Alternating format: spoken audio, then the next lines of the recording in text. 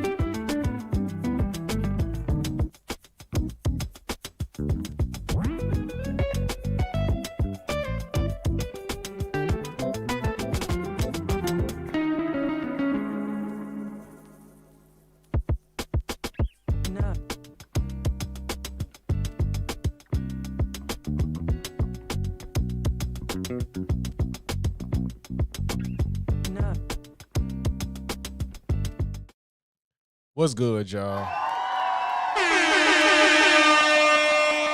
Welcome back, Weenie. What up, y'all, man? Friday, feeling good. Just got paid. I hope you did, shit. How y'all feeling though, man? Shout out to everybody in here. Early gang, Sandy, James, Janae, TJ, Rasta, Bunny, Terrence, The Fire. What up, y'all? Well, The Fire was here super early. I don't even know if she's still in here. She was in here like 15 minutes before that joint started. But yeah, man. Oh my God. Like, it's so much shit going on. Like, y'all, like, I literally had 2 things planned that was a little bit long. So, depending on how long it take us to get through it, I might go to like 1 or 2 more topics, depending on how fast we get through it. As y'all see in the title, we got Piers Morgan. We got Candace on going through Piers Morgan. So, before we get into that, I watched it and I had to pre-watch it because I wanted to prep for it. I didn't want to be off the cuff trying to dance around Candace's bullshit. So I had to gather some stuff and gather my thoughts and gather some evidence for some of the stuff that she said. So we're going to go through that, break it down with Candace Owens bullshitting on Piers. The Birdman double back on the critical drinker for Supergirl, which should be fucking interesting to see. Like, he did a double tap and nobody even responded. More money. Shout out to Albert Choice. W's for Albert in the chat, y'all. W's for Albert in the chat. What's good, Logics? What's good, my boy? Appreciate you for the $15 super chat, man. Yeah, and then after that, you know, we got the Ty Lil situation with old girl lying on him. If I don't get to that, I'm gonna make a video on it. And apparently Poetic Flacco had to walk back his take. That's what I wanted to see, because Flacco has been blowing me because he one of them niggas that keep throwing out videos no matter what's going on. He just say shit and do shit, and it be like just hastily throwing out content like O'Shea Duke Jackson. Like, I fucked with O'Shea, but he make content so damn much he don't care about like really being objective. I didn't even see Flacco cover the accusation, to be fair, but somebody told me he had to walk back a take he had. Now, there's nothing wrong with a walk back, but if there was no proof and he made a strong stance, I don't know. We'll see. Then you got Epstein files came out with hundreds of pages of black. I don't know if y'all saw that, man. We was watching that Goof Saint debating Hebrew Israelites. Oh God. Yeah, then you got the fucking Epstein files drop, y'all, and it's just not everything, but they like a big chunk of it had black pages and shit. Like, and Trump announcing the Hunger Games, like, yo, like, what the fuck is this timeline, bro? Like, life ain't gonna let up. Y'all ain't see Trump legit announce some Hunger Games. He trying to do like an American Warrior U.S. Like, he wants everybody. He said he want a man and a woman from every state to compete, and I don't know what the fuck they're gonna do. But like, this is just American Warrior. Like, god damn. I volunteer as tribute, man. Like, I don't even understand. Like, that's just, oh god. Meanwhile, motherfuckers finna lose their health care. He talking about some, yeah, y'all go out here and risk your lives for our 251st to 250th birthday, whatever the fuck going on. I don't know. That man crazy. But y'all in here, y'all live, man. we could get into it, because this video, that's the fact, Derek.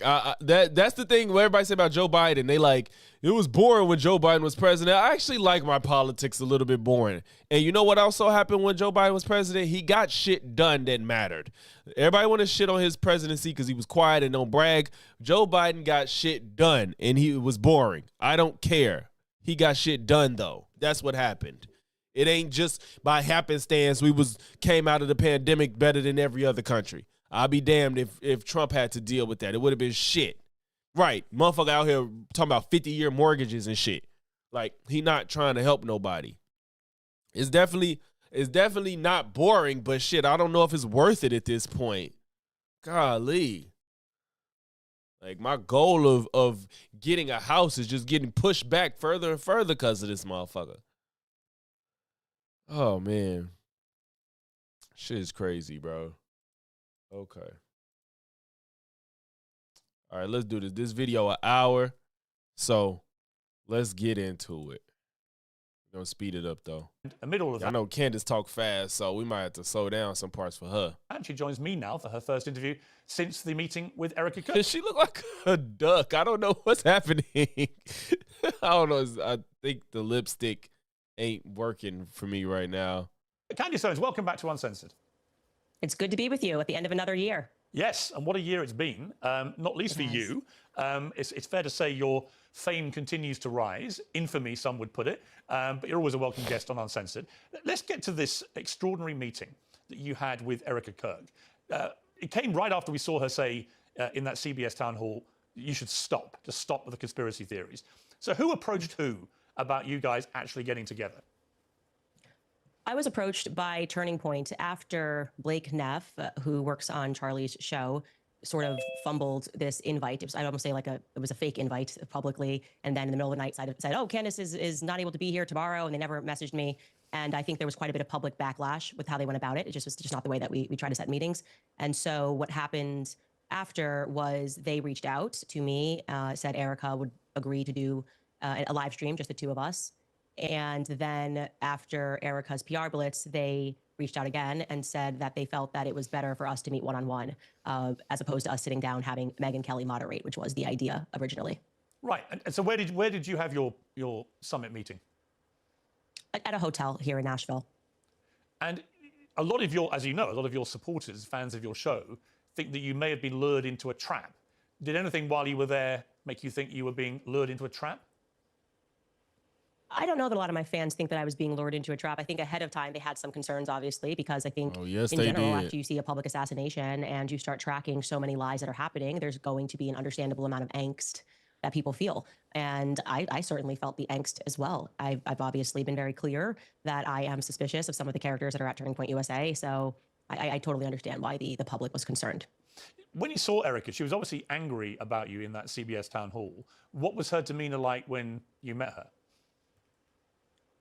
Well, I don't think that she thought she was angry in that. I think maybe that was the characterization from the public. I certainly thought she was angry as well. And she sort of clarified that she was a bit annoyed by the questioning, the way in which Barry had set up the question with the podcaster, Candace Owens, which I think was definitely being driven more by Barry Weiss's feelings towards me, long-running feelings towards me, than it was perhaps for the benefit of CBS and trying to pretend to be an impartial journalist. So I think she was frustrated by the line of questioning. I don't believe that. Like, that don't make sense. She said, what do you say to those people pushing conspiracy theories? And she said, stop. She talking about I think she was annoyed by Barry Weiss's question. Why would she be annoyed because people are pushing conspiracy theories about her husband's death? Why would she be annoyed at the question and she's at the fucking town hall about the shit? She explained to me. No. So how would you categorize that? Sound like a lie. If Erica said that to Candace, she just didn't want the confrontation.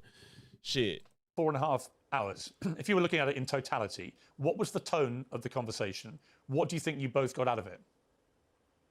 Well, for me, answers to the questions of trying to understand why there were so many Turning Point lies and why instead of people acknowledging that these are lies, I felt that there was this billion-dollar psychological operation to convince people that Candace is just crazy. These aren't lies. These are made up. And so I was very... Derek, everything you can't watch, everything don't have to be real-time watch depending on what you're trying to accomplish.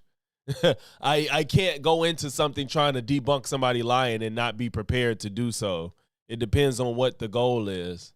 Refreshed that they owned up to the lies. That was a great first step. And I think, what motivates that maybe because despite having what I would assume to be the best PR agents and crisis PR agents in the world, we're moving toward a different world where people don't really care. If you are friends with the people at, WME and CAA and what they can do for you, that sort of power is ineffectual in this day and age. And so I think they recognize that and that the public simply doesn't believe the story that they've been fed, and the psychological operation to convince us not to believe our own eyes or to trust our common sense instincts has failed. Okay, and I think on their end, they got more clarity on how I figured out certain things, more clarity on why I am convinced that there are people that are inside of Turning Point that are dirty. And I was able to share more with them off record. And I think that they got more clarity in exchange. Before we get into some of the sort of specifics, is there not a danger here? I've already seen it in some of the reaction from people that follow your show. Is there not a danger that in seeking to be the one that exposes the truth, and I don't know the truth about what happened to Charlie Kirk. I work on the assumption that this lone, twisted, weirdo Tyler Robinson killed him for whatever reason, and I suspect personally that is how this will play out. However, I have an open mind in the sense that we still don't really know what happened with President Kennedy's assassination. I found the attempted assassination of Donald Trump very odd in the way that's been handled by the authorities and so on. I'm not naive. As a journalist of 40 years, I'm not naive enough to say every single thing you've been saying is obviously baloney, because I don't know. And we'll get to some of the more specific details. But is there not a danger, Candace, that by having a 4.5-hour private meeting, rather than doing it in public, that all you're really going to do, collectively, actually, you and Erica Kirk, is fuel the conspiracy theories about what you may or may not have discussed in that meeting, what part of the stuff that you've been broadcasting on your show she agrees with and doesn't agree with, and so on. Is there not a danger this is the least transparent way of going about trying to get solutions here? Well, I'm a very transparent person, so my preference was to do it publicly, but I took the offer, obviously, to have any conversation, because if I hadn't done that, then I think everything I've been doing would have appeared disingenuous. Like, oh, Candace is pretending that she wants answers to her questions, but when she got this offer, she suddenly said she didn't want to go because it wasn't public. They would have felt like I was moving the goalpost. That's a little fair to her a little bit, but I just think, I get the how genuine it could be to have a conversation off camera, but for all the noise Candace is making, and for Erica and TPUSA to even want to reach out to Candace to have a conversation, it should have been in front of everybody, because it just looks funny. Especially coming from somebody like Candace Owens, who's a big conspiracy theorist. To do this off camera looks really strange.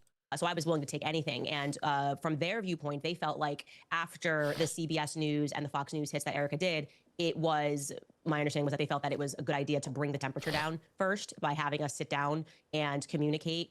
And that doesn't mean that they necessarily say, oh, well, that's it. Now we're not going to have any other public discussion. I'm hopeful they will. I think they should. I totally agree with you. More transparency, the better.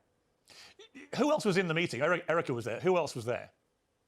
Justin Strife, who is the COO of Turning Point USA. At least recorded, if not live. There for a portion of it. At least. And my cousin.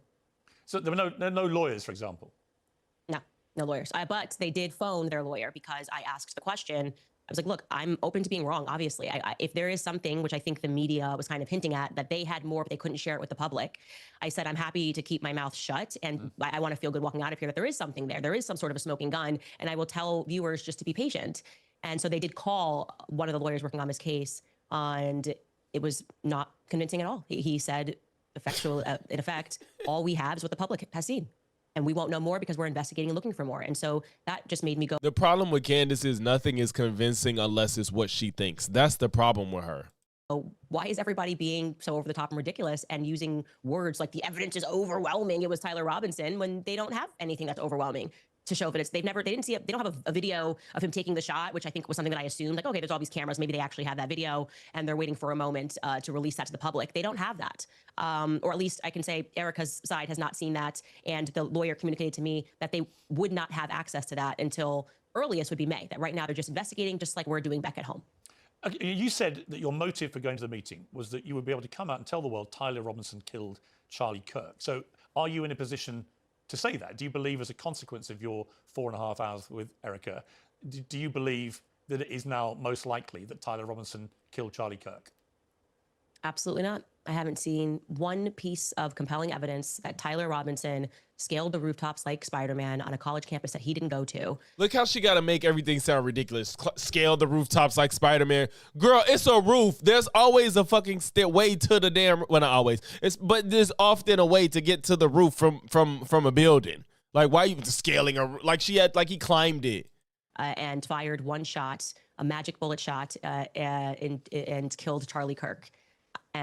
Wait, why is she acting like it's unreasonable to shoot a non-moving target with a rifle from somebody that actually grew up using guns? Why is she saying it like that? Like, there was stairs. Exactly. Like, why is she saying it like this is just she act like some crazy shit, like it's some unreasonable thing happened. Yeah, I refuse to believe he scaled a wall like Spider-Man, got up to the rooftop, aimed and set his gun down and hit Charlie Kirk perfectly in one shot. I mean, he wasn't moving. He's used guns before, and it was a rifle. What part of this is just out of the realm of possibility? Magic bullet shot and killed Charlie Kirk. I have not seen one piece of compelling evidence. In fact, I've seen more compelling evidence to the contrary. You've seen their vibrant ad. It's another bring to life story of uplifting. Piers getting too much money to, bro. killed her husband? Who does Erica think killed her husband?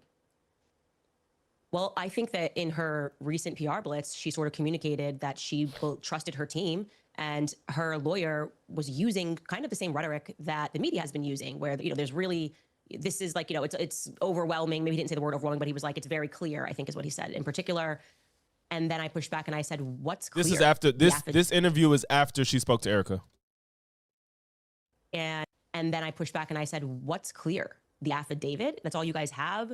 And I did tell him, if you would never be my lawyer, because it's just, you know, a lawyer that's just kind of giving you adjectives. For Candace to believe anything, she has to be there in person from A to Z, because she's like, what's clear? The affidavit? Shorty, the fact that the gun that was used, probably some fingerprints from the person who used it, going through his whole history and seeing that he maybe felt a way about Charlie Kirk but had no ties to anybody else. Like, it blows my mind that people like her in this day and age can make up these conspiracies as if technology don't tell on you to the utmost. Like, these people, if y'all saw The Good Neighbor, The Perfect Neighbor, I think it was called recently, how they got her on the murder charge in a stand your ground state, because this was years ago, because she went up and looked up the stand your ground laws to see if she could get a free kill on her neighbor. That's what happened. So, and I'm sorry if you ain't see it, but it's a story that's been out. I'm sorry. It's real life. It happened. So the woman, through her computer search history, looked up how to, the rules around stand your ground, so she thought she could get a free kill. Now, these people want to keep acting like everything is a conspiracy and Tyler Robinson was working with other people, and you go through his Discord history, his chat, his text messages, whatever. He ain't talked to nobody else. And these people keep forgetting a lot of times. I'm not saying never, but most people do not want to gather a bunch of people in on committing a crime. Like, it don't make sense to get a bunch of people in on a crime. I'm not saying it can never happen, but for sure, you're gonna just risk yourself getting in more trouble by just including a bunch of people in a crime, especially to this magnitude. You're not just trying to fucking steal some AirPods out of Walmart. And I don't need a cheerleader. I need someone to be practical and to say, we don't have anything yet. I think the communication should be, we are hopeful that throughout this investigation, we are going to uncover more evidence that links Tyler Robinson to this crime.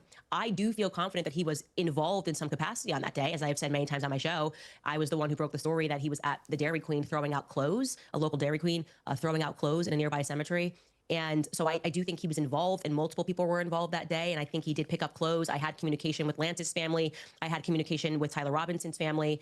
And for some reason, Lance is being protected, which I find to be very strange. His own family thinks he's guilty of more, and they find it weird that the feds kind of glossed over him, almost as though he was a Fed operative, like he was working on behalf of them. Why isn't it just that he didn't do it? What do you mean as if he was a Fed operative? How about he just didn't do it? Is that not possible? And you know, we've caught the feds have lied a lot. It's just a fact. Turning Point USA people have lied a lot. That is a fact, which they have agreed to. They said that these were mistakes, but they, you know, whether a mistake or not, the public was lied to. So this obviously, you know, matters deeply to me, and it's just absurd that people would think that I'm doing this for clicks. I know Charlie. I knew Charlie. Charlie and I are very close, and it has been one of the most disgusting things ever that people first and foremost tried to start this psychological operation that Charlie and I hadn't spoken since 2019. They've lied about virtually everything that I've said on my podcast. I'm not going to let this go. Okay. We don't live in a country that is the embodiment of democratic principles. If Charlie Kirk gets publicly executed and the media apparatus is doing everything they can to. Is she going to win? Because people, the thing is, lying doesn't mean that they was implicated. Like, we know that we've been found out that TPUSA is a shit organization. That's not like groundbreaking or indicative of them trying to kill Charlie Kirk.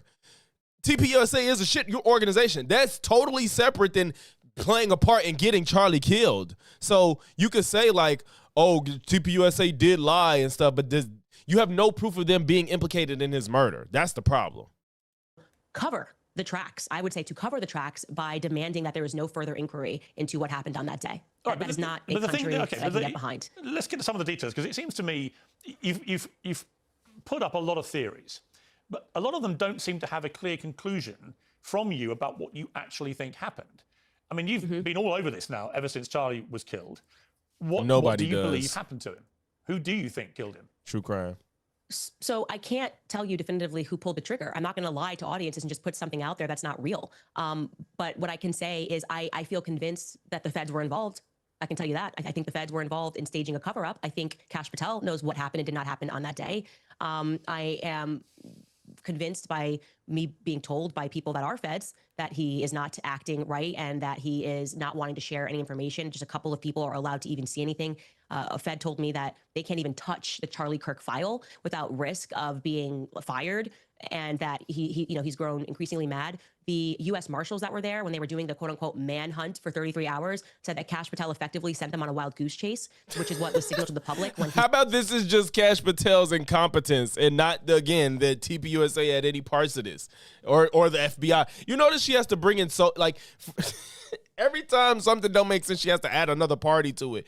First is TPUSA, then the FBI get involved, then Israel, then Egypt. Like, God damn, what the hell? All these entities got together to kill Charlie Kirk? Like, what? Said we got him, and it was actually the wrong person, and so it caused people. And this isn't off base for Kash Patel saying we got him, and it wasn't. I think this was like one of 3 times this has happened with him. To stop looking because they were convinced they had the shooter. They felt that was in order to allow the real perpetrators of the crimes to get away. This isn't. He did it after Charlie Kirk. He did it. No, he did. The first time was Charlie Kirk. Then he did it 2 times since. No, but that could just be the fog. Oh no! Wait. Is that? I don't know if it was one before Charlie Kirk or Charlie was the first time that happened, and then he did it twice after. But y'all know what I'm talking about. Of the immediacy of these things, we've seen it at Brown University. Exactly the same thing. They thought they had the killer. They thought they had the killer. It turned out to be the wrong person. Right? It doesn't mean there's any great conspiracy by the feds to cover anything up. And again, even if what you're saying is true, I don't know. Did she post it yet, right. True crime? I'm sure she did. What you're saying is true. What is it they're covering up? You've so far intimated or inferred something weird involving Egyptian planes. So, well, what's that about? You've inferred perhaps Israeli involvement in some way. You've certainly inferred a lot of Turning Point USA involvement. That's a lot of people getting involved here in the murder of Charlie Kirk, potentially. But what I'm really curious about is, given you've been all over all this and you've been airing all these theories, well, which one is it? It can't be all of these things. Is it somebody? Well, of course, is it someone at Turning Point USA? I mean, who do you actually believe was behind this? Of course, it can be all of those things. And what's really ironic here is that there's a clip of Charlie in the last months leading up to his death where he speaks about the JFK assassination. And he says that multiple countries were involved, multiple people were involved, the LBJ was involved, the feds were involved. Him saying that, what does that mean? Him, because he said it or thinks it. He also said George Floyd died from fentanyl. So what is Charlie Kirk saying that have to mean anything?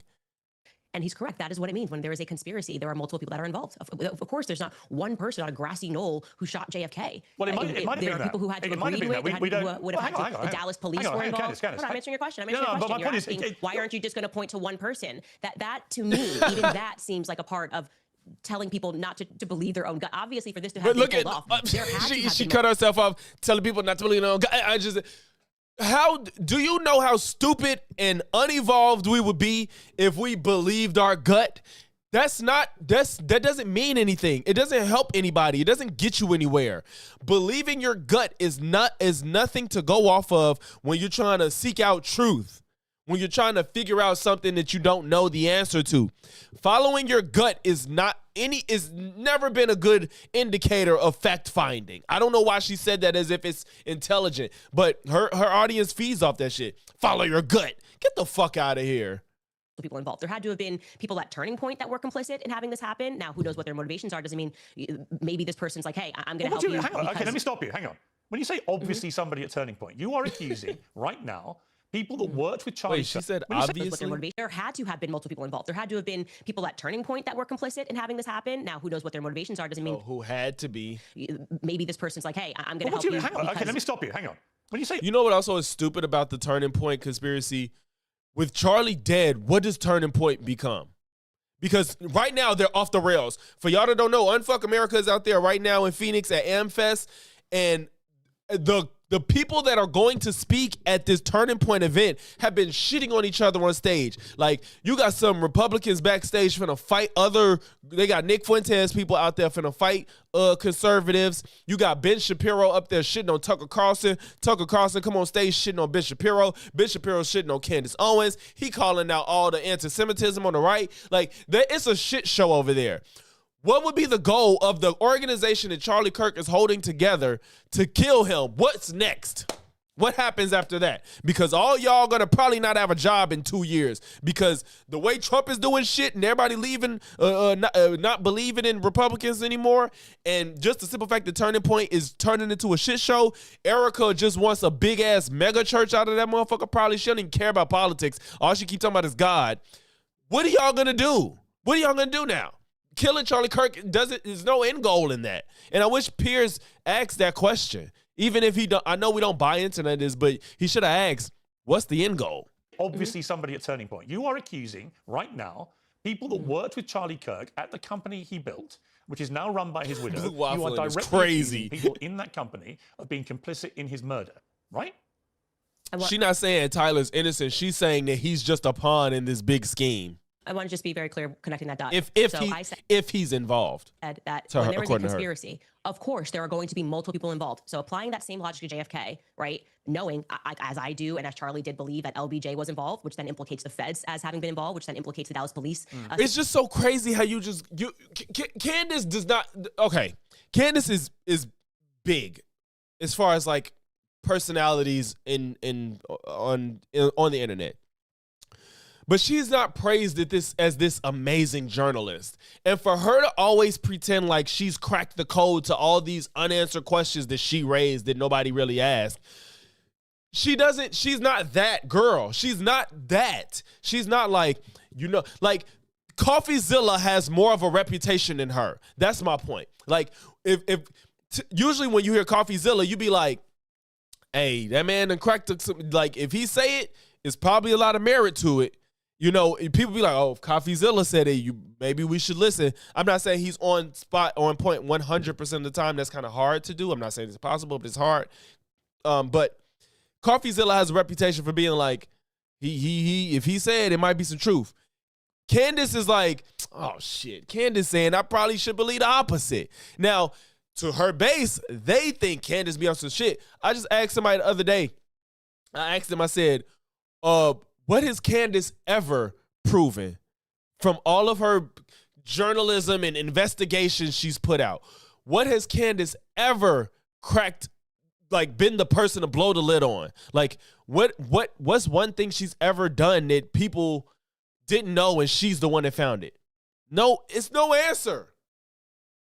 It's no answer. Like, no, Candace Owens has never cracked the code on something that people did not know ever in her career. As being involved, I believe Israel was obviously involved. That they were the ones that Israel was obviously involved. Why is it obvious? him dead for saying that what is now AIPAC should have to register under FARA. So there's motive. There are people that have to be involved. That's the reason to kill him. Kill Charlie Kirk as AIPAC. Ground that day. There are people that have to be willing to allow the perpetrators to get away. There has to be media that's complicit, and that's what literally Operation Mockingbird was. It was established. But you know the problem? Yeah, true crime. I heard about Candace, that. here's the problem. Well, You- you just hang said on, hang on. it was established. So But here's the everyone then problem with everything you're becomes saying. complicit in this massive You cover-up. keep So- saying, and and this is where people think you're prone to endless conspiracy theories for whatever reason. Okay. Is you keep using the phrase they have to have been involved. So by that yardstick, what you're saying is with JFK's assassination, and we recently had a lot of the files released, which did not conclusively prove any of these things, right? Now again, I don't know what happened to JFK, but the one possibility you've not ruled in is it was just as simple as Lee Harvey Oswald. It might have been. We don't know, right? So when you say I can't even entertain the that. It's media such a has Look, I can't even entertain that. Think about it. It's somebody that's truly investigating something. If you want the God's honest truth, if you only care about the truth and trying to figure it out, no matter how big or small it is, her throwing out the possibility that maybe it was just Lee Harvey Oswald, that maybe it was just Tyler Robinson, that maybe Derek Chauvin put his knee on his neck and killed him. She's like, no, I can't. No, that's just ridiculous. I can't even. You don't care about the truth. You just want what you believe validated at that point. You can't be honest about trying to figure out the truth of something and throw out possibilities. If it's an actual possibility. Now, if you want to say like space aliens came down and killed him, and then you could be like, no, I'm not entertaining that. It's just that's impossible because it's 99.99% impossibility. Yes, you could throw that out. But the possibility that Lee Harvey Oswald just killed the man because he didn't like him, the possibility that Tyler Robinson just did not like Charlie's rhetoric and he killed him, why is that out of the realm of an option? You taking it off the table because you don't want to believe it. That just proves that you don't actually care about the truth because you're throwing out a possibility. Occam's razor is usually a good metric to go off of, and if you don't want to abide by it, then you're not a real investigator. To have been involved. Lyndon Johnson has to have been. But my problem is you're stating all these things as facts. We can't do 63. So it's such a nonsense that to say that it was Lee Harvey Oswald acting. You don't know that. That's just such a nonsense. Okay, yeah, no, I do know it was not Lee Harvey Oswald acting by himself, and then that required national security to lock down the files, and that required the feds to impart, the CIA to impart Operation Mockingbird to convince the public that it was you can't go against. There's a grieving widow. Don't look further into it. Don't believe your own eyes. Let me just say this is your Candace. It was a grand conspiracy that killed JFK. And I am going to say that confidently. Like, look at, she's spazzing out over the fact that he just said, like, oh, this is an option. And she's just talking and like, no, I can't, I just don't know JFK didn't kill her. Like, girl, calm down. All he said was, is it possible that Lee Harvey Oswald just killed him? And you look at you. I just think we have to grow up. Candace, we have to grow up. Like, yo, this is insanity. Like, this is crazy. It's just like she thinks she's looking stern and like strong in this moment. But, bro, why are you throwing out a possibility? Why? Right? She needs to grow up. Because what honest acting person is throwing out a possibility that the man just killed him? Like, keep pretending Lee Harvey Oswald killed JFK. We can't keep doing that. We can't. You ain't proved it. You haven't proved otherwise. Oh my God. Your opinion. To the facts code on your ears. The whole reason it's an opinion. No, that's a fact. No, it's not a fact. It's a fact. Candace, you don't have proof. What do you mean it's a fact? You don't have proof. The whole reason there are still conspiracy theories about JFK's assassination is none of this. Because there's no facts, right? You don't have the facts. As your theory. Because the feds. Even if the feds covered it, as you claim, you can say that. You can say it was covered by the feds. But if that's the case, you can't create a reality off of not having any information. You know what I'm saying?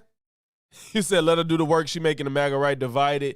Yeah, it's a shit show. Are never going to admit to their own crimes. That is the reason we're still discussing it. Yes, TJ, that's a good way to put it. She's 2 questions away from her entire claim falling apart. Like I said, okay, once you crack down everything she said, if I took it for granted, what's the end goal of TPUSA killing Charlie, and what's after that? Because if whatever her answer is, it's got to create a new conspiracy. She has to have a whole new rabbit hole to go down once we figure out the motive behind killing Charlie Kirk. But you can't prove that. Yeah, well, I can prove common sense that Lee Harvey Oswald did not stand on a grassy knoll and assassinate a president. And LBJ, like Charlie says in that clip, which people should go pursue. Yes, I know Charlie all said of the that. weird things that happened that day that were unusual, and LBJ was good, PTJ. not to ride that day. And then suddenly he reversed course on all of JFK's policies, and he was fighting AIPAC. Israel killed JFK. All right. Now, going back to your point about Turning Point USA. Notice she can say that. Well, I guess it would be hard to get like a defamation with JFK. But she can't name a person because it's like, she can name a whole state, but they can't sue her on behalf of the state. So, and the ridiculous idea that implicating, this is a $100 million organization. Yeah. Common sense. If this was not even a high-profile political assassination and this was just a guy who worked at a company that was $100 million, right? Common sense inquiry is, was there a financial motive for this person to be dead, okay? This is like Sherlock Holmes 101. And this is what I mean when I say that the public no longer trusts the media because you're acting us to be stupid. And we don't want to do that. We actually don't want to pretend that we're clinical idiots who can't assess things and go, oh, there could be a massive motive here to have Charlie dead, especially when it seems very strange that Bibi Netanyahu, when nobody even had a clue of what happened, this guy's doing the rounds on Fox News and saying, I didn't kill Charlie Kirk. That's kind of weird. Did you feel compelled to dump on to Piers Morgan's show and say, just so everybody knows, I didn't kill Charlie Kirk? Why would he say that? Why was he so involved as somebody who's fighting a 97,000 front war? Candace, I want to get to the reality of what you're actually saying. So when you say that somebody at Turning Point USA, Charlie's company, was complicit in his murder, who was? I believe that there were multiple people. See, like this simple question, she can't, like, it's just, imagine you could just create whatever reality you want. And then when somebody presses you on it, you could be like, I'm not sure, but I think that this is it. It's like you have nothing concrete. You just ask all these questions that kind of could have an answer, but you just say it's not viable. That's not an option for you. And okay, so who was the person that wanted Charlie Kirk here? I think it was a bunch of people. Oh, well, okay, so what did those bunch of people want? I don't know. There was money to be made. Well, what did they want the money for? How would TPUSA make money if Charlie Kirk's dead? Well, the money goes for Israel. Like, bro, what the fuck is wrong with you? At Turning Point, who are, as I have said many times, my exact words are, they are engaged in a cover-up of what happened to Charlie on that day. No, but who was involved? See, she's trying to dodge him saying who was involved. She's like, I don't know the single person that pulled the trigger or called the shots, but Turning Point covered up. If they covered up, then they're complicit, meaning they took part and knew what was going to happen. She's trying to make a delineation between people that covered it up and the people that made it happen. If you covered it up and you were part of covering up, you played a part into it happening. You're just as liable as the people that put the plan into action if you cover it up. In his murder. I didn't say they murdered Charlie. You said that people at Turning Point were... See, like what? I didn't say they murdered Charlie. If TPUSA took part in covering it up, why wouldn't they play a part in it happening? Why would you take part unless you're getting y'all know the word, fucking... holding you hostage, I can't think of the word right now, but y'all know what I'm saying. Extorted. Unless they're getting extorted, why else are they covering up? Why would they cover up a murder unless they were getting extorted? This is stupid. Complicit in his murder. No, my exact sentence that I said was that there were people at Turning Point who are engaged in a cover-up. No, you didn't. I believe Sorry, that you didn't. thoroughly. Candace, you didn't say that. You said literally... I did say that on my entire You said show. there were people at Turning Point complicit in his murder. Okay. That's what you said. When you and I were discussing, that's why I said, let's go back. I don't like her saying that that's not what she said, because Piers should have let her have it, because it doesn't matter. If they covered it up, they played a part in his murder. He should just let her have it and make her have to explain from that point. Like, Piers is good. He was drilling down on her really well. I think he wasn't the best person going against Nick Fuentes, but I think he did. For normal people, Nick looked crazy in that interview. If you like Nick, you were still going to like Nick. But to normal people, Nick looked crazy. For this, he should have just let her have it and just say, well, if they covered it up, wouldn't that mean they're part of the murder? Planning it, or at least? Or if not, then were they extorted into having to cover it up? Because otherwise, what are you saying? I was applying the logic of a conspiracy to JFK. I said, okay, if JFK, you have people that are complicit. Of course, if you apply that logic, if there is a conspiracy, there's going to be multiple people that are going to be complicit by the time, in order for a large stage murder to happen. Right. It should be no issue to find correspondence between Tyler Robinson and TPUSA. Period. But I mean, according to her, she may not think that Tyler pulled the trigger, but if the gun was writing the engravings on the shells and shit like that, it's just like, oh God. You didn't say complicit in a cover-up. You said complicit in the murder. Because I said, who at Turning Point was involved in his murder? And let me clarify for you. Okay, you can keep saying what I said, or you can listen to what I'm saying. Okay. When I was using the analogy of JFK and we were connecting it, I was basically pushing back on you because you were suggesting that all of these people being involved would be crazy. So I was applying the analogy of what happened to JFK. Well, you actually, if you go back and listen, I don't know. Suggesting that a I conspiracy... said you don't know either. Well, you're floating theories. When we started talking about the JFK thing... Listen, let me make it clear. Piers, I really think you're not holding on to your thoughts Candace, here correctly. let me spell out my thought very clearly. When we started talking about JFK, the implication that you were making was that it was crazy to suggest that multiple people could have been involved in different levels. I was then connecting the dots and saying that in order for the JFK assassination to happen, there had to have been tons of people that were complicit, right? I understand. I heard what you said. Maybe you're the person who takes the cameras down. Maybe you're the person that told him to drive that day. Maybe you're LBJ. Okay, if you did all that, you played a part in his murder. Whether you don't have, it ain't about who pulled the trigger, Candace. So they played a part in it. So stop trying to run away from that while you're making the accusation. In the murder, but they're all at different varying stages involved in the cover-up, right? So that's what a grand conspiracy actually is. And I do believe, so you don't have to go back and we don't have to go through it. I'm telling you what I think about Turning Point. I am very known for being honest about what I believe. I'm not exactly a person that you got to pull teeth on. Sure. I believe that there are people at Turning Point who are engaged in covering up what happened on that day. So that means they help play a part into his murder. Engaged in the planning of the murder of Charlie Kirk. I wouldn't know how it was planned. Absolutely, I can't make that. I cannot confidently make that statement. I can say confidently that I know they're engaged in the cover-up because I've been investigating. Why? I can say confidently I know they're engaged in the cover-up. What happened on that day and what transpired thereafter. I've been clear. I've named those people on my show. I've said they are engaged in a cover-up, and I've listed the lies. So you don't have to try to make something out of what I didn't say. Lying, like I said, TPUSA got reasons to lie, but preceding covering up Charlie Kirk's death. I tell you what I think. It's already controversial. We don't need to get more controversial, okay? Do I think someone at Turning Point pulled the trigger? No. Obviously, I don't think someone at Turning Point pulled the trigger. Did anybody at Turning Point? Did anybody at Turning Point? Exactly, True. Like, why are you saying you know confidently? You don't know confidently. You have no proof of it. Lying about something is not proof that they covered up his death. Know that Charlie Kirk was going to be murdered. There is specifically 2 people at Turning Point USA, and I have communicated that information to Erica and Justin Strife, that I would not be surprised if they had foreknowledge of Charlie Kirk being assassinated. And she won't say that out loud. I'm not going to name, I am not going to name those people, okay? Because like, it's just jumping out the window like this. It's just, to me, it's kind of like, wouldn't you be more credible if you like had proof of the things that you wanted to come out and tell everybody? Like, I would think, just like, what would the Signal Gate? Remember Signal Gate, y'all? Before he made that article for The Atlantic, that man gathered all the information before he said something. He didn't run with the article the moment he received the text. He saw the text, he saw them having a whole conversation, saw all of the war plans, and was like, all right, now it's time to go because I have all the proof I need. This motherfucker ain't showed nobody nothing. And then you talk to Erica behind closed doors. Like, you want to talk about conspiracies? They got behind the motherfucking doors. Candace said, look, shut the fuck up. I got $50K for you right now. I got $150K, probably $150. Candace like, look, bitch, if you shut the fuck up, I'll give you all of my months YouTube's earning. If you shut the fuck up and we get through this shit. Because TPUSA is failing. Charlie Kirk dead.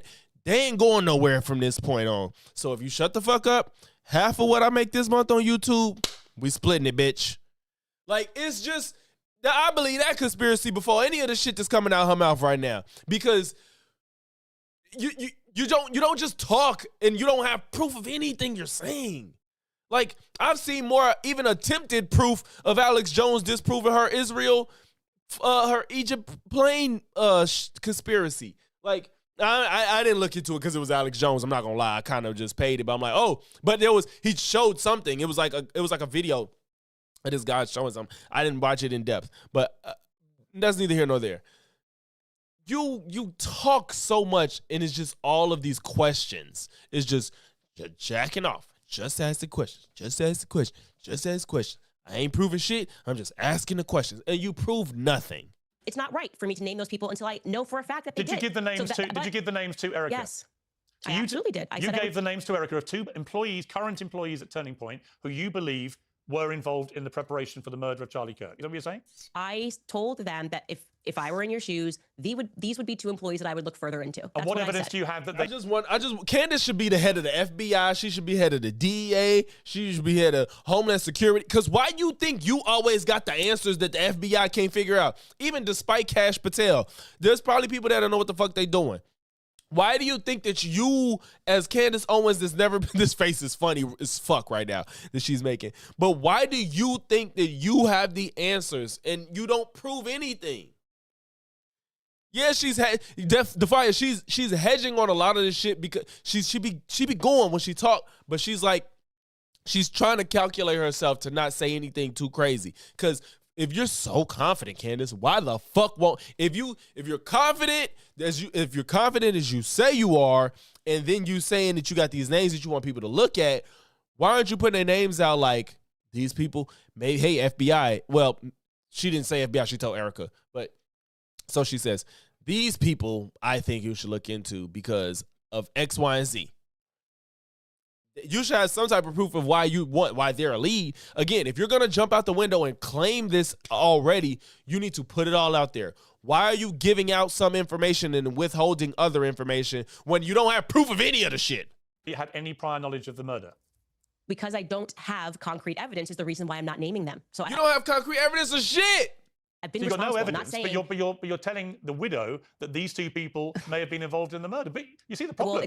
well, what the evidence for it is people that there was not concrete evidence. It's like you're trying to get me to say something that I never said and then asking me to defend it. No, I'm asking what evidence let's you've actually got. go to. You're asking me privately. Did I communicate to them that I think you should look further? That's called an investigation, Piers. Okay. So what you're doing is a strategy of like if somebody dies, you're saying to the police, you can't ask any questions about anybody unless you have concrete evidence. We're at the stage of investigation. I'm not saying No, that is not the same fucking thing. You don't accuse people. If somebody died, you don't just accuse people without some type of lead. And you're not even giving that. You ain't gave the lead or the person. You could be like, what happens when somebody dies in a house? Like, is it somebody dies in a home or something?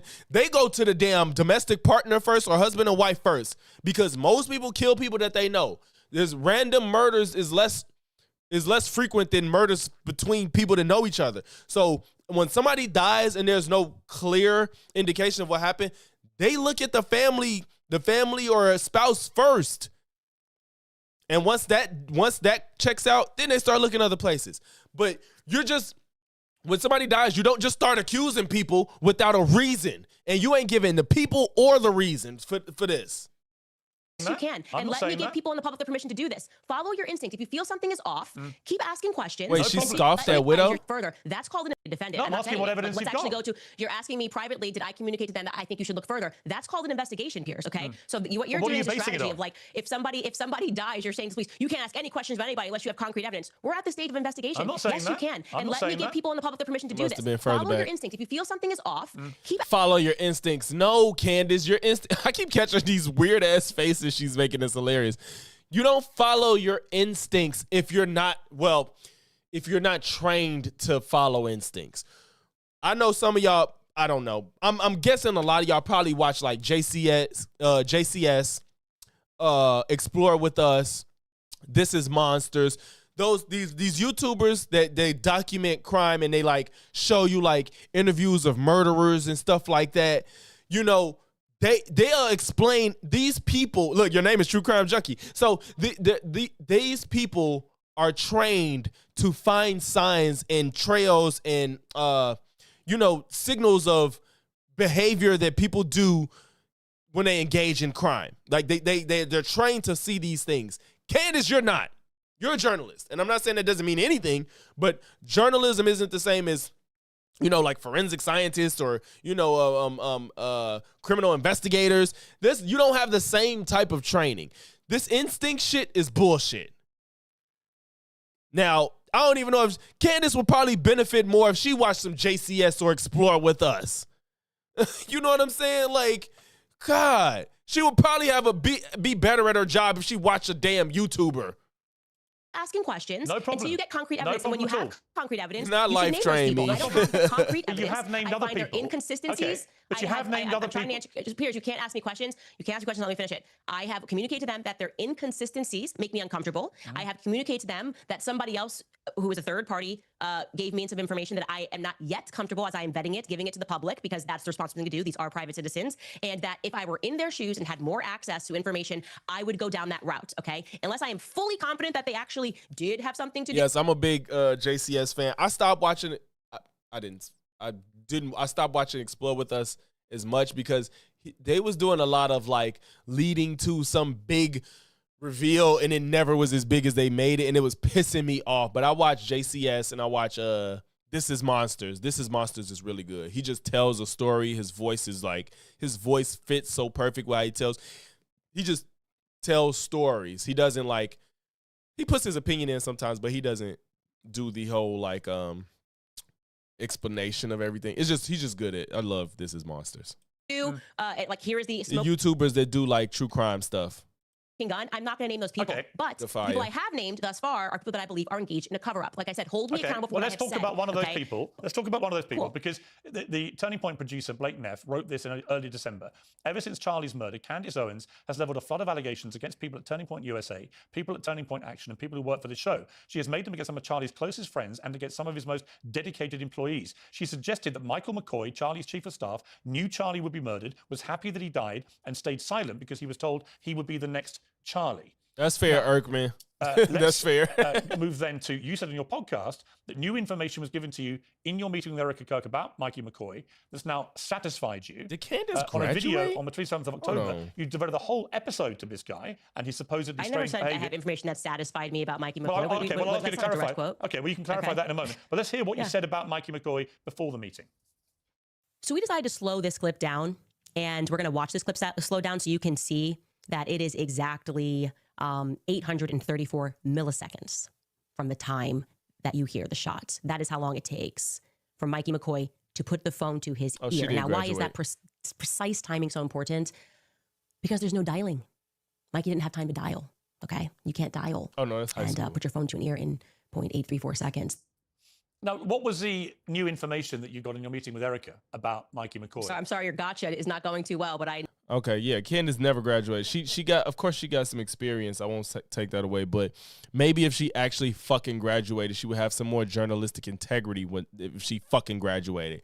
I literally blame her ignorance and her fucking ego on not graduating her finishing her journalism degree. Now, she can afford it after she can afford it now. Shit, the reason she dropped out is because of student loans, which is fair.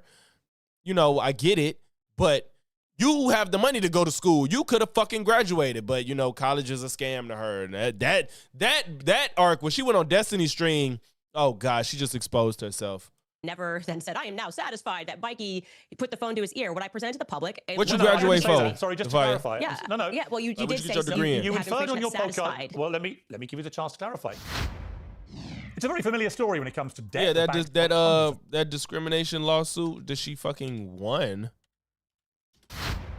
You inferred on your podcast after the meeting with Erica that you'd received new information about Mikey McCoy, which had changed your mind. Would that be the best way to categorize it? Or I graduated no, with I never said that. I sociology just degree. presented it. Well, the only thing that I clarified on my podcast, if that's what they're getting wrong, is that some people thought that he was using a nickname that was his middle name. And actually his real name is Michael, like first name Michael, because I was like trying to find something. And I was like, oh, maybe he's actually using his middle name. So that's what I clarified on my podcast. And you were given call logs, is that right? You were shown call logs? You were shown call logs? They gave me a printout of Mikey's call logs, and I gave it to the public. That's it. I mean, they're saying this, and then the public obviously comes back and says, do you believe Mikey McCoy had any prior knowledge of Charlie's murder?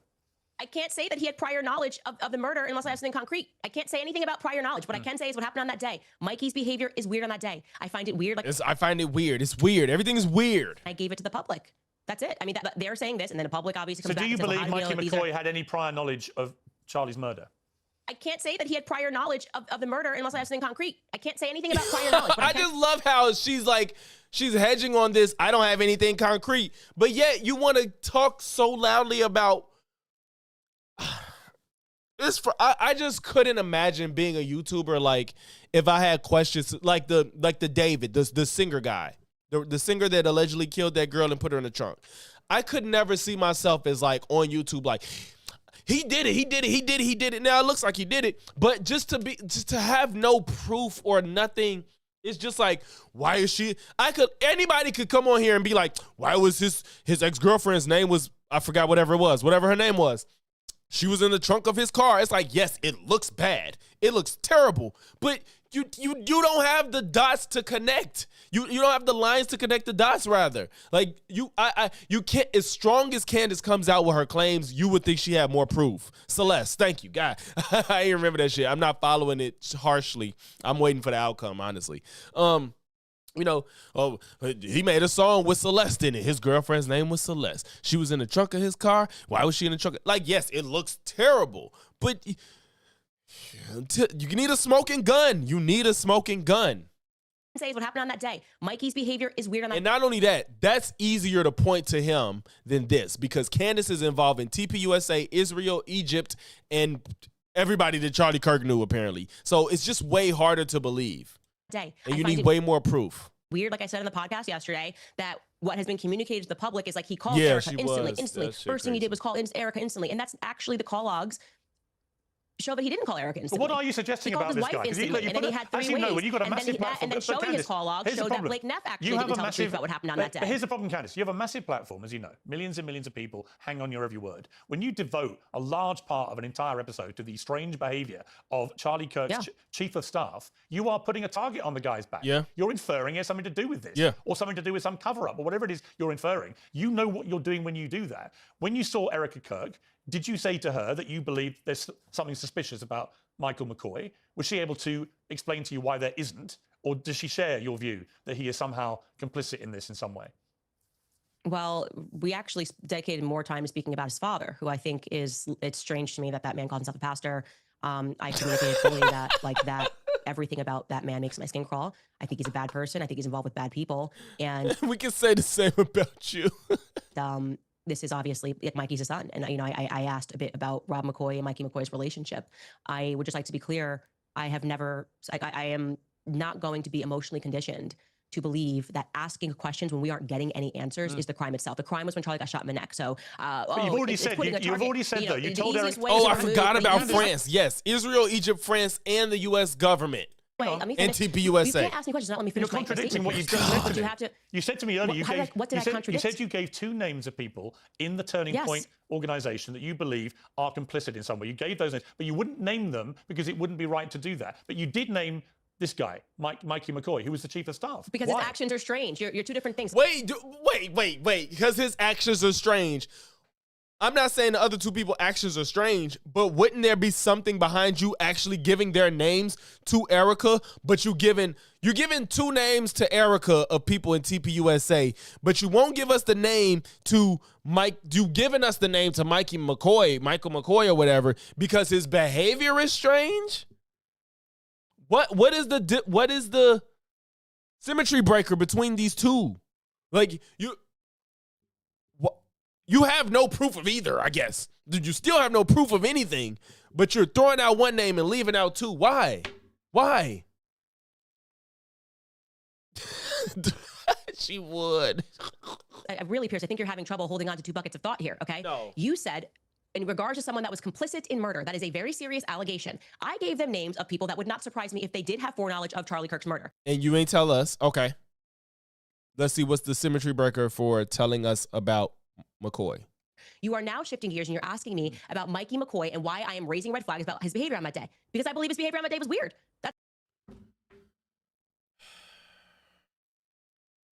So she just tried to use words differently to say the same thing. His behavior was weird.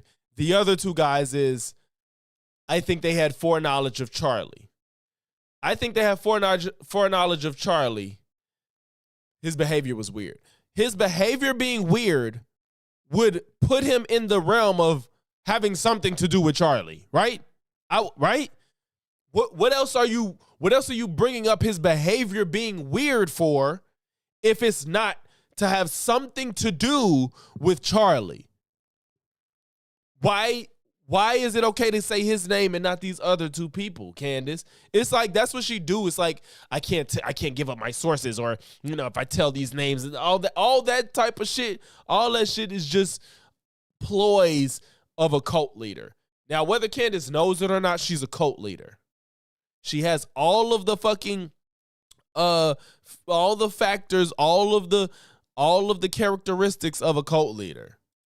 I think it's painfully obvious. So do you believe he's I don't know been people that complicit? don't duck when a shot comes down. Complicit? So I'm pointing. I'm sorry that I have eyes. Maybe he's a weird and dude. I am agreeing with the public that Mikey McCoy's behavior was weird on that day. Okay, these are 2 different things. And you're giving his name up, even though you got less. Actually, it would be the inverse. If you think that people have foreknowledge of Charlie's death, you should make them names public so people can look into them. You want to be an investigative journalist, right? Why don't you put the info out there? You're not saying go harass these people. Look into their background. Look into their behavior. Look into the fucking tax filings. I don't know. Look into all that shit. Put out them names. You think they had something to do with Charlie, right? You believe they had foreknowledge. That's a serious accusation. Meanwhile, we ain't telling you their names, but we're going to tell you a guy whose behavior was weird. What the fuck are you? What? That don't even make sense in your own world.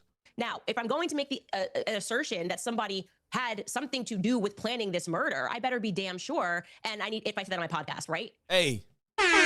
Shout out to the 45 in here. I hope I see at least 35 likes. 35 That's all minimum. I'm saying. Come on. I had never like made that the claim like the stream. that Mikey McCoy planned Charlie Kirk's assassination. No, I think like a lot of the claims you're making, it's difficult to work out what you're actually claiming. You're throwing a lot of mud in the air, including people's names, which immediately then has millions of people chasing after these guys on social media and thinking, I'm sorry they get caught lying. Like, I'm sorry, what is this? This is like the public is actually being abused, okay? Let's stop pretending that the victim... That's one of the things the cult leader does. They make it seem like everybody else is against them. Meanwhile, I'm here for you. That's something that they do. Again, I don't even know if Candace is conscious of this or not. I'm not going to just say she is. She may not be. But you're treating the public like they're stupid. Like all that shit. I'm the truth holder. Everybody else is lying to you. Listen to me, because I know what I'm talking about, and I have your best interests at heart. Everybody else don't give a fuck about you. or do you just want them to think they are? No, the public is being abused because you're basically saying, stop noticing that people at Turning Point USA are lying. No, I'm not. What do you just saying again? An organization has a lot of reasons to lie about things. If you're a shit organization, getting over them. Hell, if they cheating people out of money, Candace, out it. I don't give a fuck. They probably are. If they have unethical practices within the organization, go ahead and out them. I don't give a fuck. Does that mean they had something to do with killing Charlie? Absolutely not. I've heard horror stories about TPUSA. I don't give a fuck about none of that, but none of that means they had something to do with killing Charlie Kirk. So why are you saying they lied, therefore something's up with Charlie Kirk's death? Those two things one thing don't lead to the next. Honest. Hey, we good? My OBS just said it disconnected. We good? We good, y'all? We good? The stream still going? Put a 1 in the chat if the stream is going uninterrupted.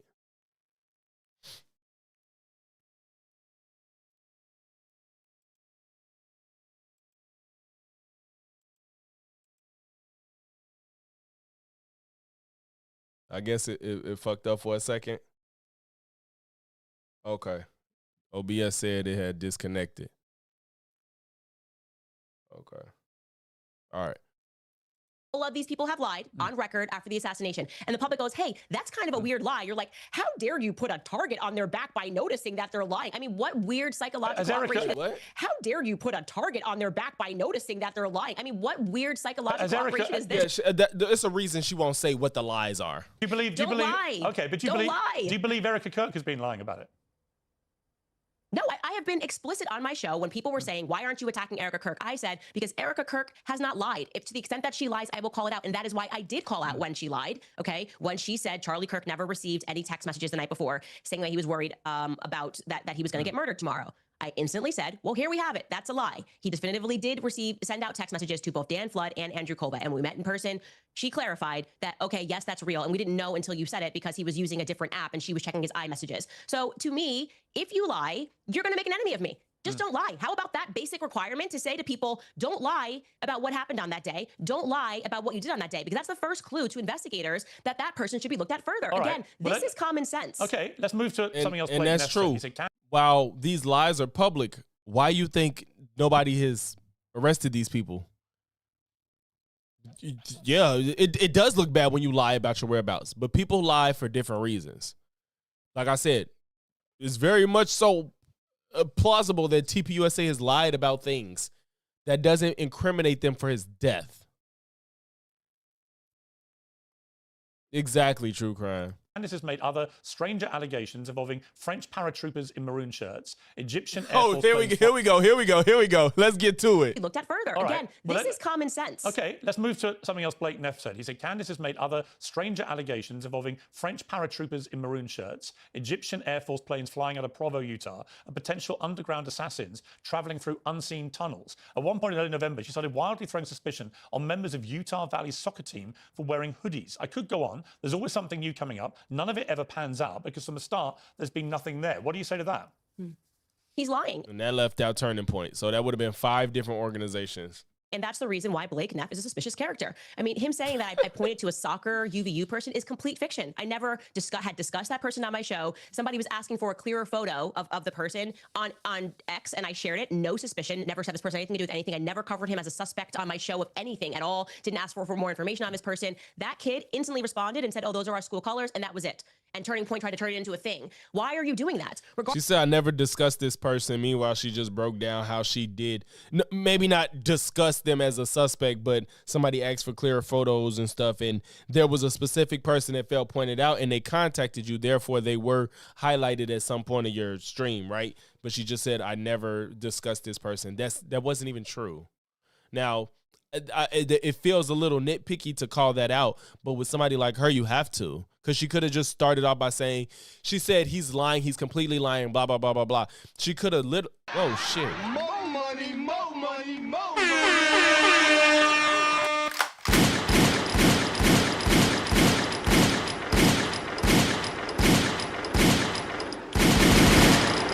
Shout out to motherfucking Dow. I need to see at least 50 W's in the chat for Dow. Just wanted to wish you a Merry Christmas, bro. Appreciate the content, even though we're watching you get high blood pressure in real time. And I need, he like, I got you, man. He said, I got you, because I know your shit skyrocketed, man. Hey, shout out to fucking Dow, man. D Blitz 2K6.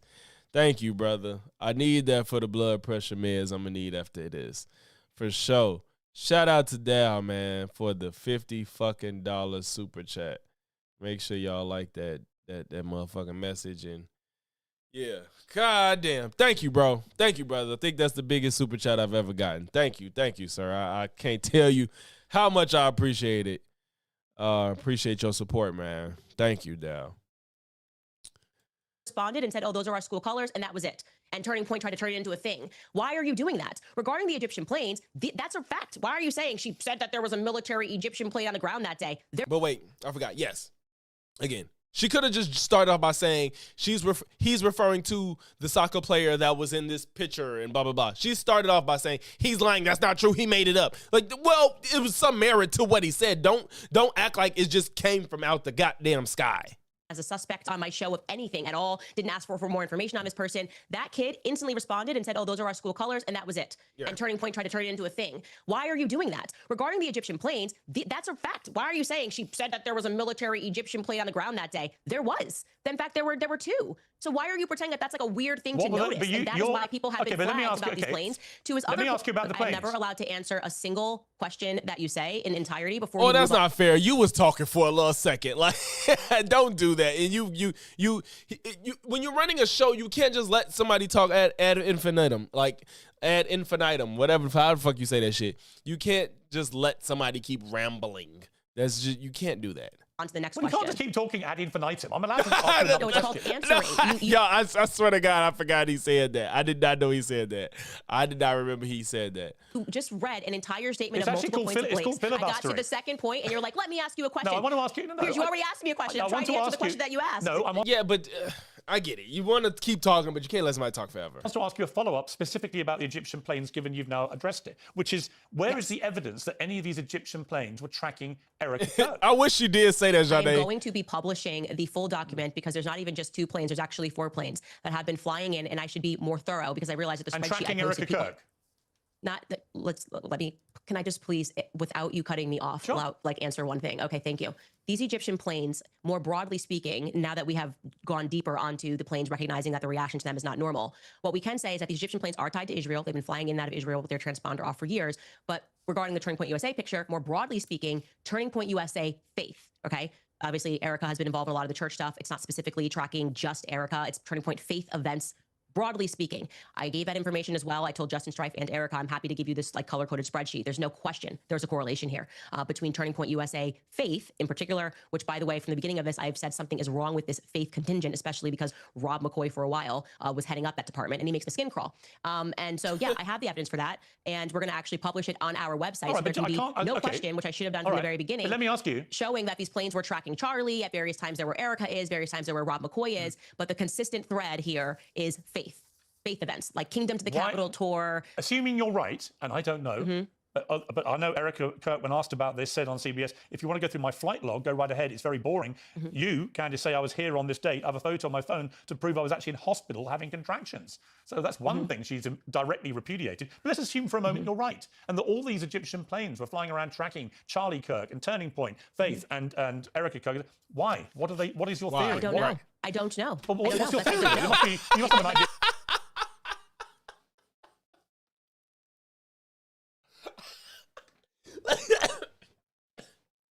Like that's exactly what the problem. I don't know. I don't know. Like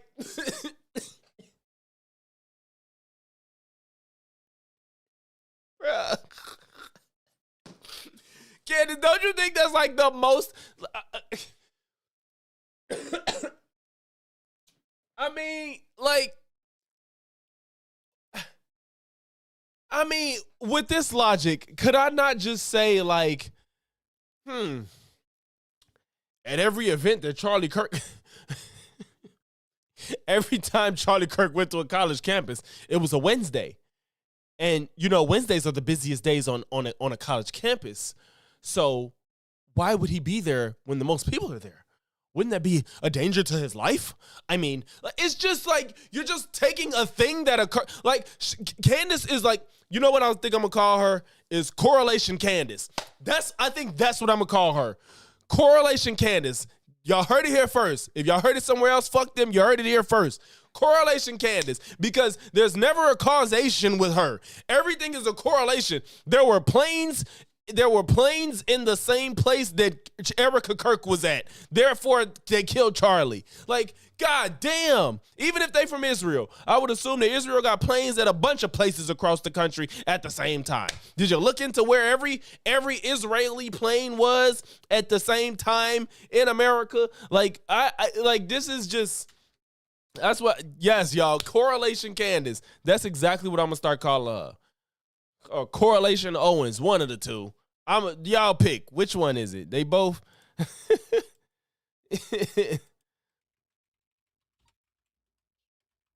Because she never has a causation.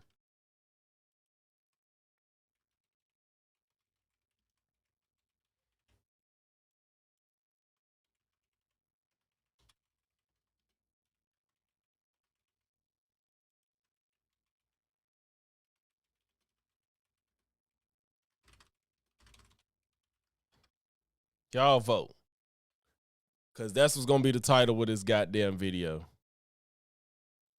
Theory is that we should investigate everything strange that happened on that day so we can figure out what happened. But are you That's literally suggesting just called that? Are you investigation. suggesting Why is that- everybody That's more so- flatter. No, true crime, I don't know if you know, but that word, YouTube flags it. That's why I don't use it often.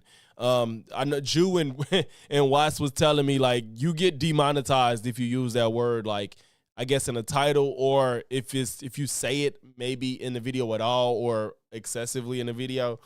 But to be fair, excuse me, I don't use that word often in general. Like, me personally, black people that like throw black people under the bus, I like to refute it by what their behavior and how incorrect they are versus calling them that name. Personally, I just don't.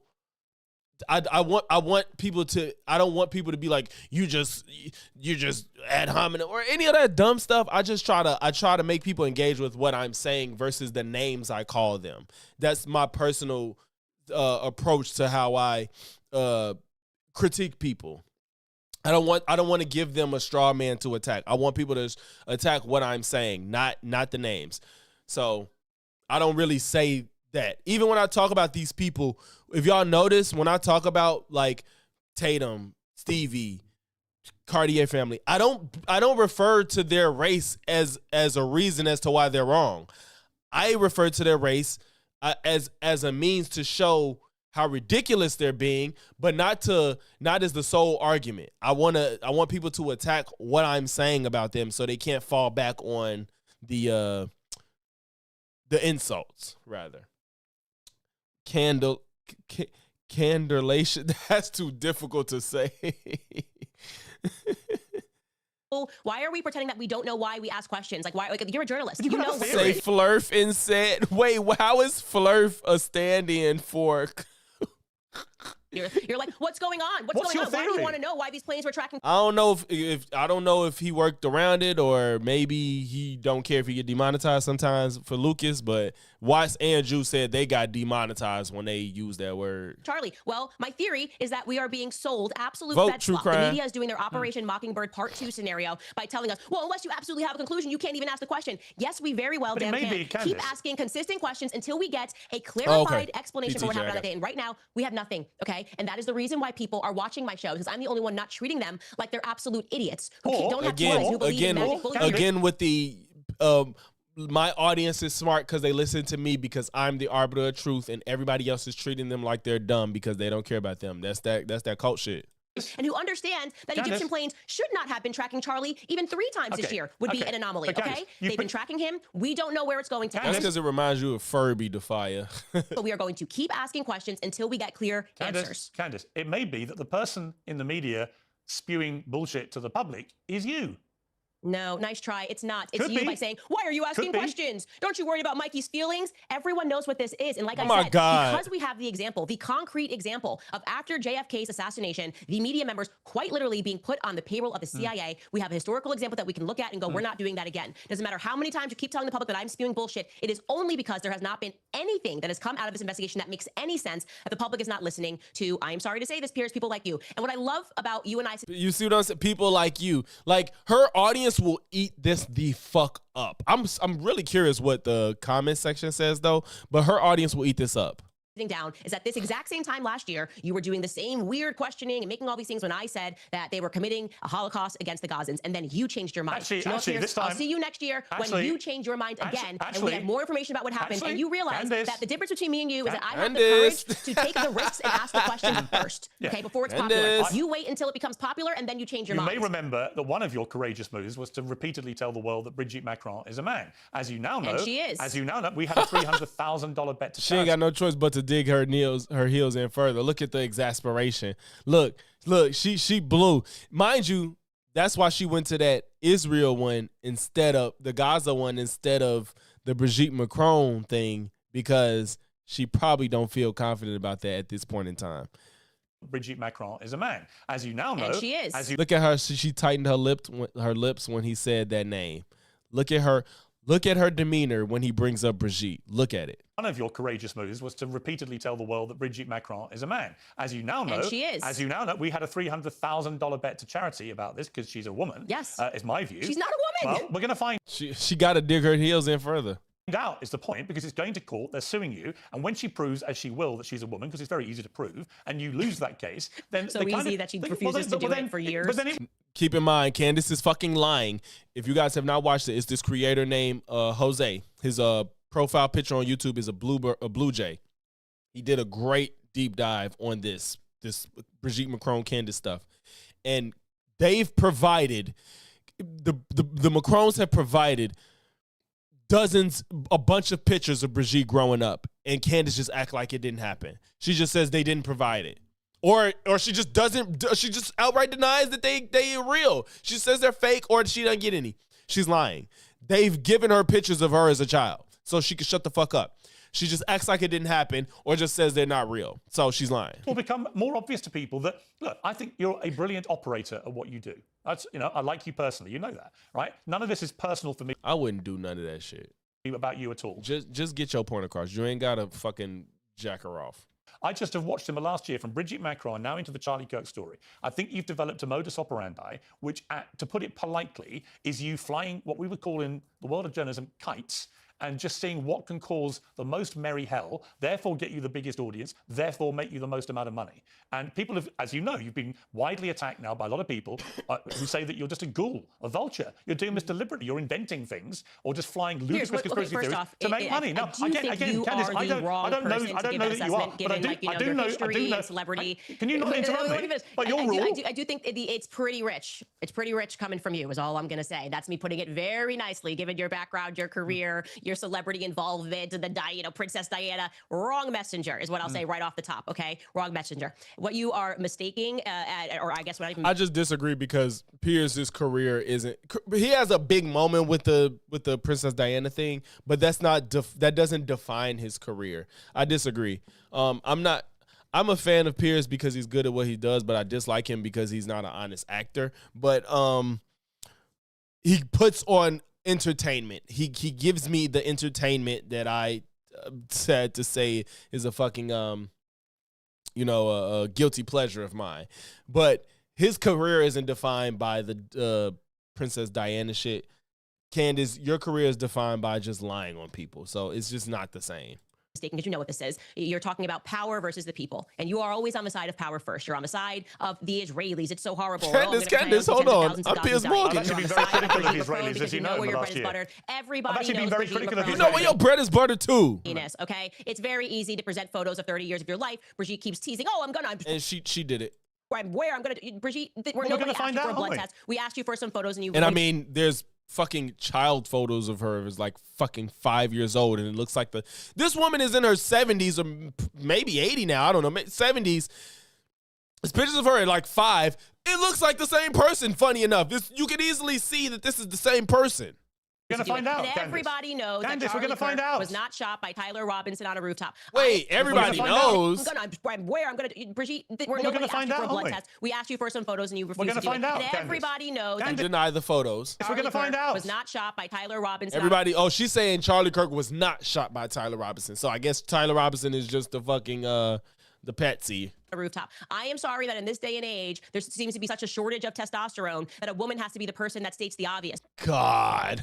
That's right. I invite you to join me, and I know that you will by the end of next year, because they're not going to get away with what they did to my friend. Exactly, Chronic. Like, was it Chronic? Yeah, exactly. The burden of proof is on her for having these strong accusations. And Charlie Kirk, and I am not going to change my mind, least of all when I am being called names by someone who has quite a year background and experience in doing things because it's lucrative and not always because it's sensitive. Sure, listen, you can call me a hypocrite as much as you want. I don't care. It's fine. I'm just simply saying what other people have been saying about you. I didn't say I felt that. Thank you. I said, I'll let you know what people are saying about you too. I'll keep you posted on people are saying about you. I read it all the time. But I would say that, like I said at the start of this interview, I don't. Well, that's the difference. He's interviewing you. If you was interviewing him, yes, you could bring up what people say about him. But he's interviewing you. No.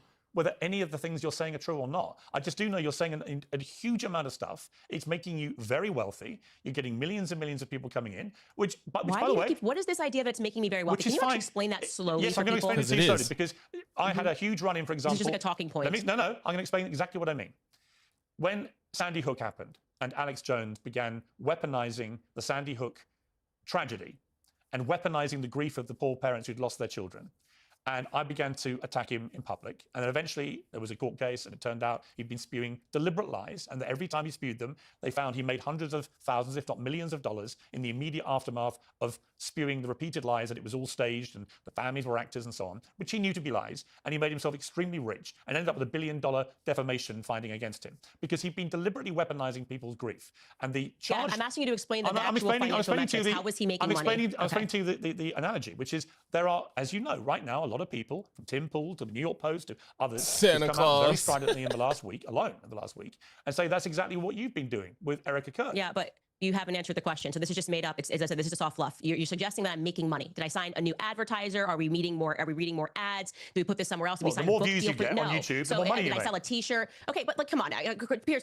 Money on YouTube? Are you kidding me? I was already in a top 10 podcast globally before Charlie Kirk was assassinated. And if you think that I would want my friend to be assassinated so I could go from being in the top 5 to being number 1, you're out of your mind. No, okay, I'm telling you, it's so disrespectful. But like, the point is that everyone who is saying that I'm making more money cannot say how I'm making more money, because it's just not true. Okay, so you're like, oh, she got a bump in viewership talking about. Fam, saying it's completely untrue is actually absurd. It's crazy. It's one thing, Candace, I get it. You got to downplay it because optically it looks bad to look like you're profiting off of Charlie Kirk's death, optically. But let's not sit here and act like, what was her words? Let's hear this. Mind, no, okay? I'm telling you, like, the point is that nobody... She might be true crime, especially at this point in time. She is possible. Because mostly it's conservative podcasts that be number 1. Or the top 5. Everyone who is saying that I'm making more money cannot say how I'm making more money, because it's just not true. Okay, so you're like, oh, she got a bump in viewership talking about Charlie. You talking about Birdman? No, that's next, bro. Everyone in the world, because it was a public assassination. And then it went up in the weeks following, and it went back to normal. Candace, are your YouTube numbers up since you've been doing the Charlie Kirk investigation? Simple question. Are your numbers up since you've been doing Charlie Kirk investigation? What I'm saying to you is that this is the exact same argument you guys had about Brigitte. So it can't, and then the same exact Yeah, but I same think you were argument lying about Brigitte. the You know? Blake Lively thing. Okay, but like, what about the Blake Lively thing? So you can't keep saying that, oh, she's always in the top 10 because she's talking about something. Or this is my podcast and it's me. It's just me. People enjoy my podcast because I don't treat them like they're idiots. I don't treat them like they should accept that Brigitte. Again, more of the I do this, therefore I'm better than everybody else. But what we not gonna do is pretend like Candace ain't making money. That's what we not gonna do. We not gonna do that. So I'm just gonna show y'all how much money. You know what's gonna be even funnier about this? This is money she's made by people that's actually mad at her. So imagine how much she's making people that still support her no matter what, right? So look at these super chats. She's got a bunch. So people may call this dumb, but Candace looking to the right too much. Mikey phone call doesn't add up with her timeline. And what the fuck are you putting the plain debunking on website and not YouTube? She wants people. That person is saying like, okay, you got proof. You want everybody to know, but you're putting it on a website that you have to pay to be a part of. You're not just putting it on you. You're not putting your hard proof on YouTube. You know why? Because the people that pay. Now, to be clear, everybody's on YouTube to make money for the most part. Most people are trying to make content for making money, right? Right. So we're not saying that Candace making content makes her a bad person if she's making money. The point is you dig your heels into something when it's profitable. We did it with Stevie. I did it with Jamar. The difference is I'm not creating anything to give my audience something. I'm not like creating a narrative to give my audience content. I'm not like creating stuff. So keep that in mind. These are people, most of these people are giving her money and they're mad at her. They're mad at her. So can you imagine how much she's making money off people mad at her and people that support her? This person called her out and you want people to pay to get the proof that you have to prove this plain stuff. That's ridiculous. Fuentes, if you see this, please expose who this actor is and who funds her. You have the green light. Who the fuck are you? Wow, this breaks my heart. This is just word. This was after she met with Erica for context. So her audience is mad at her because she went with Erica and met and it wasn't recorded. This is just a word salad. She is rambling, sad to say, but you are not passing the vibe check. The market is always right, and the chat is overwhelmingly saying you are not the same. You let us down. Our only hope purchased, lost us. $500. Somebody donated $500 to this woman. We provide biohazard cleanup services in Texas if you need us ever. I don't know if that's to protect her or they want to kill somebody for her, but whatever the fuck that means. Candace, if you back down, I am never supporting you again. I won't support someone I don't trust. I will block your content on every platform. Have the courage to tell the truth. God's got you. As if my OBS keep fucking with me, bro. Are we good, y'all? My OBS keep disconnecting, bro. I don't know why I keep doing that. Are we good? Are we good, y'all? Let me know. Let me know. Are we good?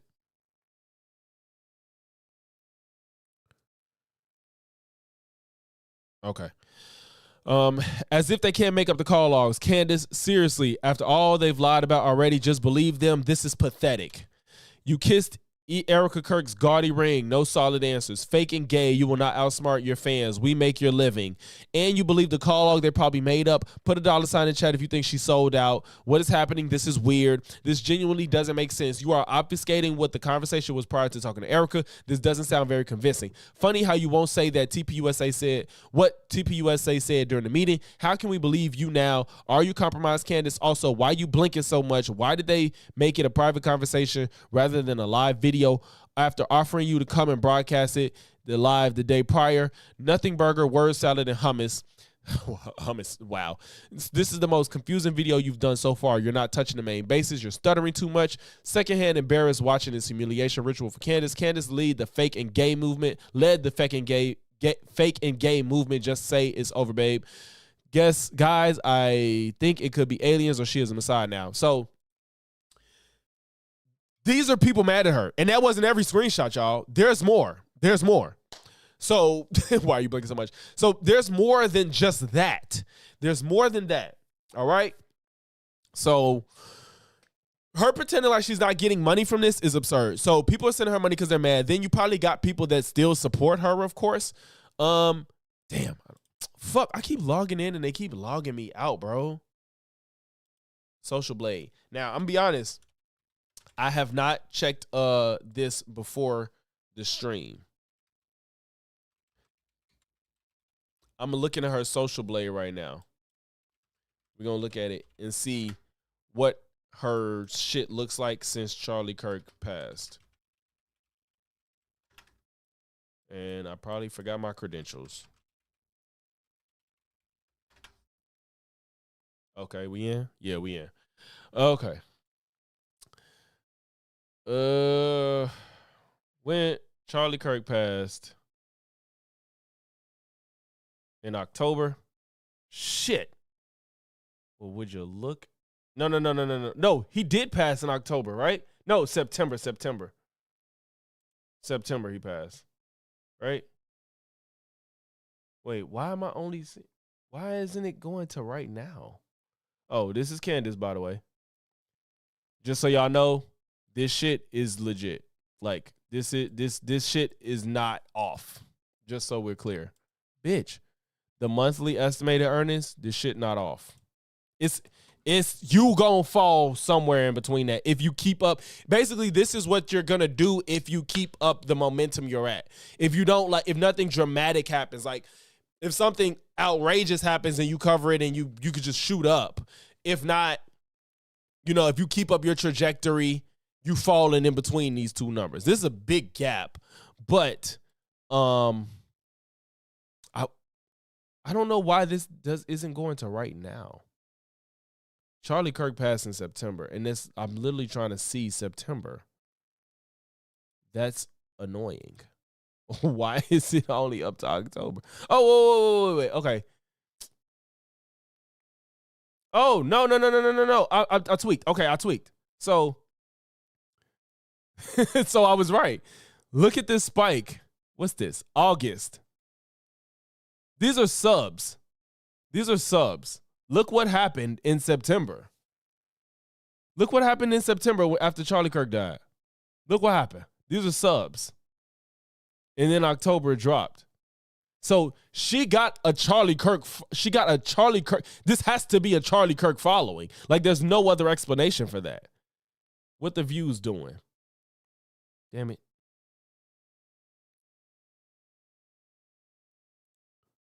September, the most views. She has to talk about Charlie Kirk.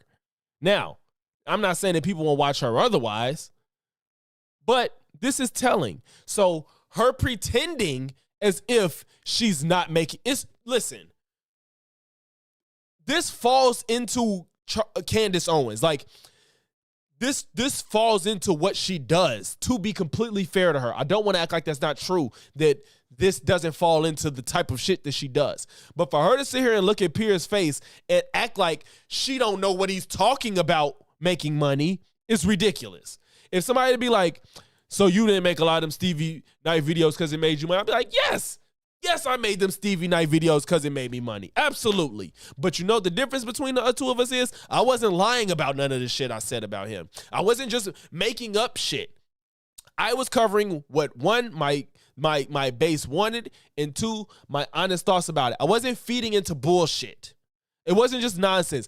And not only that, I think it was one video I did that was off topic of what was happening with Stevie Knight and ABBA. I did the one video with Ghostface Son that was diverted, that was not related to ABBA and Preach. But at that point, we were following a story that was the content that this man created. Candace is making up conspiracies by the day to keep this grift going. It's a difference. So, just so we're clear, Candace, don't act like you're not making money off of this, because the truth is you are, and that's why you're a YouTuber. Macron just can't present one photo of herself raising her kids across 30 years. It's just too much to Brigitte ask. Macron Oh my is gosh, going it's to prove- ridiculous. How dare you? It's such an Brigitte intrusion of Macron- privacy. She'd rather file a transatlantic lawsuit Candace- than to just produce photos and put all of this to Candace, bed. Brigitte That's the Macron- difference between you and I. So now there's this lie, this repeat lie from Kamala Chronicles, which we did looking into Kamala's background. Because That Kamala shit was some bullshit. She kept trying to say that these people were her family members and these people weren't, and it's bullshit. Like, it's just, God. it was relevant to the election cycle. Then we did the Blake Lively lawsuit, and they said, oh, she's trying to change her brand. That's the only reason her numbers are up. Then we went to Brigitte, which I didn't watch Birdman yet, Terrence. I had to get a whole career change when I first covered that story. So joke's on me if I'm doing this to make money, but I was willing to be fired to tell the truth. And then it's all about Brigitte. And now we've arrived at Charlie Kirk. I feel like there's something about that actually is just people not being willing to admit that what people appreciate about me and why they keep coming back is that I'm willing to take risks to tell the truth. No, I think That's don't get me wrong. I think I was already sold out I on ads at the end of the year because our podcast was successful. Yeah, I have not Candace, sold a t-shirt, Candace, nothing with his name on it. It's Candace, just me. Candace, the reason I told the Alex Jones story She is thinks that it's okay to be like, I haven't sold something that says Charlie Kirk's name. Like, that's not the point. he did incredibly well out of Sandy Hook with his investigations. But as was established in the court case against him, brought by the families eventually, and I think we're going to see the same thing with Brigitte Macron and you, is that he was weaponizing deliberate lies for money. And I think you Brigitte did that. Macron has a penis. I really No, want you to know Brigitte Macron that. This is crazy to say. Not have a important. penis. Brigitte Macron has No, a she penis. doesn't. I'm sorry. She had well, 3 children. Did she get it removed? She had 3 Did you get it children. removed? Yeah, you can have adoptive children. You can call somebody, but Brigitte Macron was born a dude named Jean-Michel Trogneau. Well- And I just feel, I want you to know that. I want you to know that Brigitte Macron Jean-Michel is our brother. probably stands peeing up. Probably Okay. pee standing Well, up. Is the what I want you to beauty know. is we have a big Yeah, bet. I think we Brigitte have a big stands. bet, and we're going to find out because Yeah. it's going to court. Mhm. And you will lose that court case. I think you know you will. None of them, TJ. I am not going to lose a court case because Brigitte is presenting evidence that Brigitte was born a woman because that's never even been offered. That's just their PR coming after Okay. and saying these things. Nobody believes that Brigitte Macron is just unable to present any pictures. Nobody's asking for blood. Yes, but she's done it, and you deny him. I'm telling y'all, go watch Jose's video, y'all. Jose got I think it's the last video he did about Candace Owens with this Brigitte Macron shit. His name is Jose. His profile picture is a blue jay bird. He covered this shit well, and Candace is lying. So, Well, this let's entire wait for thing the court happened. case. Let's wait for the court Okay, case. great. Now, look, and you will be proven wrong again in unless the there's just fallout- federal corruption. Okay, in the fallout from your encounter with Erica Kirk, Nick Fuentes said Candace Owens is done. Fallout. What a letdown. Oh, LOL. Tim Pool has called you Yeah, karma is not real. evil. He says you're most Look at Trump. motivated by the fact you were secretly in love with Charlie Kirk. Is that true? This is such ridiculous. Like, this is funny when I say like it's like LOL Fed slop. Oh, did Tim Pool say that I was secretly in love with him? This is it's so. Come on, there's no substance to this. This is so ridiculous. It's by any means necessary. Come out and attack Candace. The New York Post did an article that it was honestly amazing fan fiction. They even said that I used to work at Daily Wire. I'd throw my keys at my staff, and my staff hated me. I did not drive to work a single day when I was at Daily Wire. They had a driver take me there. So we're just now in this weird spot where they're just making things up every single day. They said that my husband had a Qatari passport, and I just ignore it and I keep investigating because I know what it's meant to do. Right, It's meant to TJ, distract me. right. I'm very aware of what these people are trying to do, and it's not working. So I don't really feel Which of moved your by theories? the Which of your rantings Nick theories? Fuentes and Tim Pool. All right. Which of your theories when you were with Erica did she think was convincing? We didn't. What do you mean by that? Well, did she What think the that Israel was theories? involved? Did she think that there were French paratroopers involved? Did she think the Egyptian planes were complicit? Did she believe that Turning Point employees were involved? Which of the many theories I wasn't. you've flown, I guess. did she I think guess is you're actually kind got of any merit to it? characterizing. I think you're characterizing it like I sat down and tried to convince her of my theories. That wasn't the nature of the meeting that we had. Yes, Ergman, I really hope it could get televised. I swear to God. I don't know if it will, though, but I hope. Shared information with her and told her, what the feds were ignoring, and these are the things I'm looking into. Obviously, explained to her about the Egyptian planes and this bizarre connection to, Turning Point faith events and tours. And yeah, I mean, it was kind of like sharing the information with her. So there was nothing that. But again, here's my problem, Candace, with the whole thing. I don't know what to say. Everything is like you're just asking questions, you're sharing information, you're doing it. But when I actually ask you to be specific about who do you think did what, that's where it all hits a shuddering halt. You don't know. do you? You don't actually know, anyway. Of course, if I You don't actually know anything. Piers said you don't actually know anything. Because think about it, it's not cool, it's not insightful, it's not like next level thinking when you could just ask stupid questions, you get answers and you reject them, like Lee Harvey Oswald couldn't have killed JFK on his own, or Tyler Robinson couldn't have on his own killed Charlie Kirk. That's not possible. So you think it's cool to ask all these other fucking questions. It's like, you don't know anything. actually knew who shot Charlie Kirk, I would be instantly publicizing it. I'd say, I figured it out. I figured it out. That's not how an investigation works. Pierce just doesn't work like that, okay? You have to follow the clues. Well, you know what, Candace? That's not. Wait. Publicizing it. I'd say, I figured it out. I figured it. Of course, if I actually knew who shot Charlie Kirk, I would be instantly publicizing it. I'd say, I figured it out. I figured it out. That's not how an investigation works. Pierce just Yes, that's not how investigation works. But you know how it does work, Candace? Before you make strong claims, you have evidence to back it up. That's what happens. You don't have anything solid. Why you think the perfect neighbor couldn't get arrested in Florida because of their laws until they had some real proof to she just tried to kill somebody for the free ski. So if you want to be an investigator, Candace, you don't jump out the window and just throw all your cards on the table without gathering the information. When CoffeeZilla talks to us, he's gathered the information before he brought it forward. What dude who just outed the NBA ring? Torres, Pablo, whatever. He did the Kawhi Leonard thing, but and then he did, and I think the same guy did the other investigation on Riley Gaines. They looked into Riley Gaines before they came out. They didn't, yeah, the gambling shit, the gambling shit got outed once they had all the evidence. The Kawhi Leonard shit got outed once they had the evidence. And then Riley Gaines, I just saw they did a little investigation on Riley Gaines. They had all the evidence before they came out with shit. Candace, you jump out, something happens, you say, oh my God, what about this? Oh, maroon sweaters, planes. Like, it's just all this goofy shit, and it's just like confusing the people like, oh my God, what happened? Really? It's all these questions that I don't have answers to. Meanwhile, these are meaningless questions that mean nothing. Why was it sunny that day? Do you think that it was an accident? Because if it was snowing, there would have been footprints on the ground. Like, it's just all this dumb shit that nobody needs to ask. She creates these questions that just don't matter. Why are there people wearing maroon? What? It doesn't work like that, okay? You have to follow the clues until you arrive at a conclusion. Of course. No, you have a conclusion and you make clues to get to it. You don't follow clues to shit because you don't care about all the evidence that led to Tyler Robinson. You say, no, I don't care about none of that shit. I'm going to make up my own narrative. Now I got to backtrack to figure out a way to get to my narrative that involves France, TPUSA, the American government, Erica Kirk, and Israel. I cannot confidently state that it was, John Smith who shot Charlie Kirk from the left side. I don't know that yet. I don't know that information yet. You're ignoring it. When I do know it, I will publicize it without question. I just am pointing out the inconsistencies, the lies. He was not shot with 30-06, and he did not have a Man of Steel neck, How do you and know? that's completely made up. Well, actually, that's going to be my show today. I do now factually know that Man of Steel thing was made up, and that never came from the surgeon's mouth. So again, we have another lie. We have another lie coming out of Turning Point USA. Okay, no, that was bullshit. That thing was bullshit, but that was just some Twitter shit. That was some Twitter shit. I don't think most people took that serious. In quotation marks that lie, that it was a direct quote from the surgeon. That was made up. So yeah, I'm going to keep I don't think anybody took that serious. Track of all of these lies, deliver them to the public, and allow them to surmise. I'm going to allow them to think critically while it's still legal. I know it's barely legal in the UK, and it's becoming increasingly less legal here in the United States. So I'm going to use every opportunity to ask every question. Okay, but pre the meeting with Erica, you repeatedly questioned why we Yeah, weren't being told where PTJ. Charlie Kirk is buried, or even if he has been buried yet. Did you get those answers? You have the wrong commentator who questioned that. I think that was Milo Yiannopoulos. You've never questioned, you've never asked where Charlie's buried? Nope. I just communicated to the people that he had a Catholic funeral mass, because people were saying I was lying about him going to a Catholic church, which was another random attack that I had to endure. So I never said that people don't know where Charlie Kirk's buried. That's just the wrong commentator. Do you know where he's been buried? I actually genuinely never got to that question with Erica, but I do know where he's.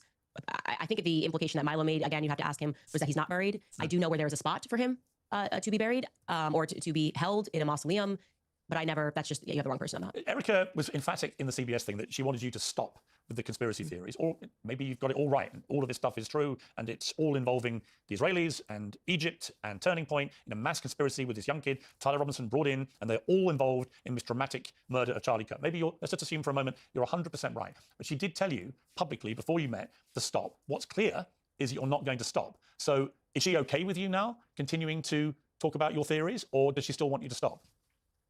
Well, she didn't ask me to stop.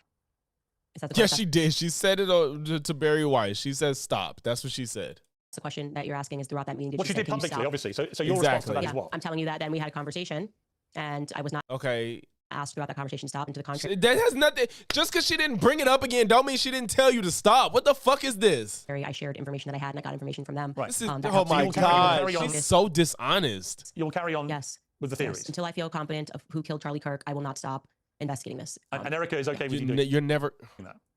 I don't know how many other ways to answer your question other than saying she did not ask me or request for me to stop in person. And when we spoke about that moment, she felt that Barry Weiss was being Barry Weiss. And she made no request of you whatsoever, Erica Kirk, in 4.5 hours. Request in what sense? About how she would like you to conduct yourself about the murder of her husband going forward? No. Nothing at all. No, That she is didn't request weird. me That's to weird to conduct say. myself in And any she way expressed going no forward. concern And about I any of the think- theories that you've been I putting think out. she probably knows me through the lens of her husband, so I don't know if that would be a thing that she would have done.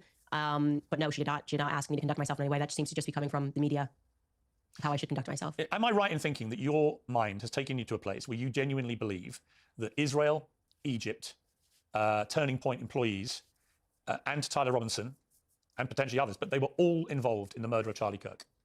Well, to be fair, I think we're all putting Egypt in parentheses because we kind of don't think that we have exactly a strong Egyptian lobby here in the United States. And there is a lot of historical precedent with Israel kind of using Egyptian planes or using the Egyptian narrative when they want to accomplish things. So, I mean, I just pointed out that this is an Egyptian plane, but Israel, I got tons of questions about. Yeah, I think Israel is a very good place to start when Bibi Netanyahu is just denying and just way too involved in the beginning. That was weird. Everyone felt it was weird, and they were right to feel that it was weird. And when Bibi admits that he called him two weeks before and invited him to Israel. To be fair, I don't know about that.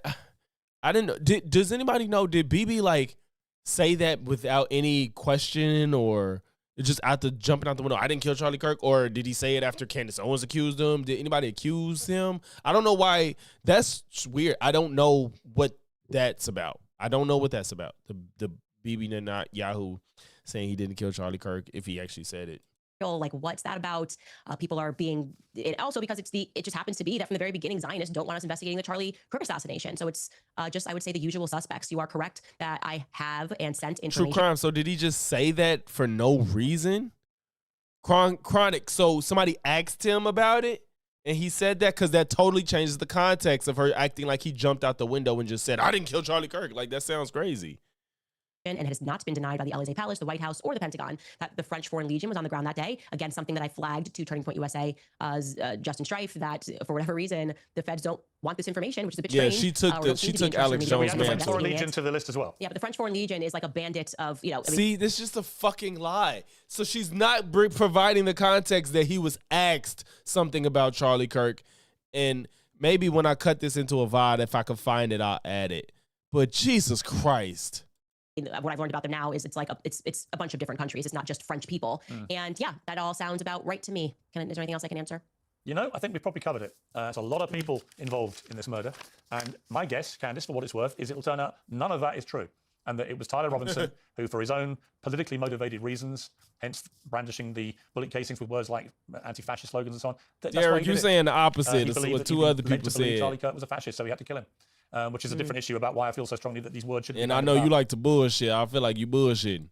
Because in deranged young minds, it can have that effect on them. We see it time and again. But look, if it turns out that you're right and that Charlie Kirk was murdered by a Parker, you group of still people, a including thing? the French Foreign Legion, Egypt, Israel, Turning not Point, Egypt, but his own employees, and they were all in on this to murder Charlie Kirk, you will be proven 100% right.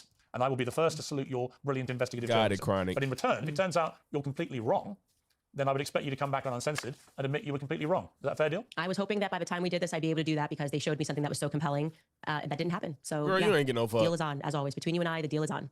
Excellent. I'll add it to the list. Candace, I want to wish you a Merry Christmas. We're both Christians. We have that in common. Okay. So, yeah. That was you said a few the reporter brought up what Colorado was claiming that BB had part in it. What Candace Owens was claiming that that's what's crazy. She's fucking a liar. So, all right. Palate cleanser, something less serious, less aggravating. Might be a little bit for depending on who you are. We're gonna get into everybody was asking, we're gonna do the Birdman second follow-up to the Critical Drinker.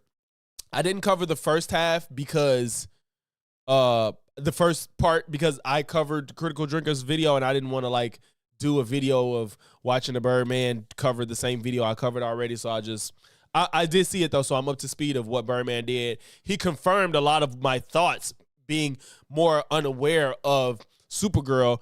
Some people in my chat gave me some lore on Supergirl too to help me understand things a little bit better. So he did a follow up. Curious because Critical Drinker didn't respond and Birdman came back. So we're gonna see what that's about. I need to use the bathroom. I will be right back. Enjoy the music. Damn, wrong one.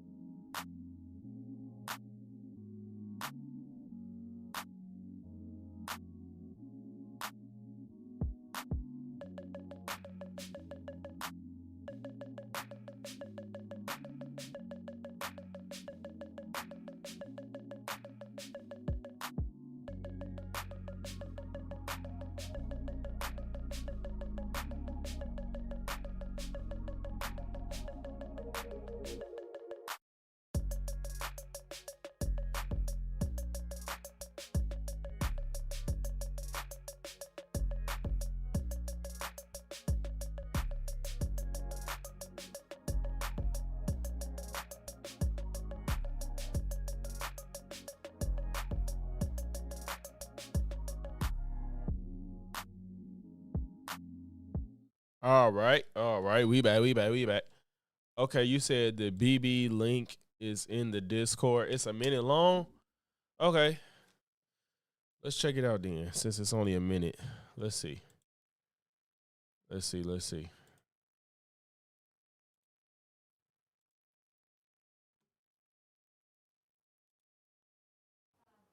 Joseph Goebbels, the Nazi propaganda minister, said that the bigger the lie, the faster it will spread.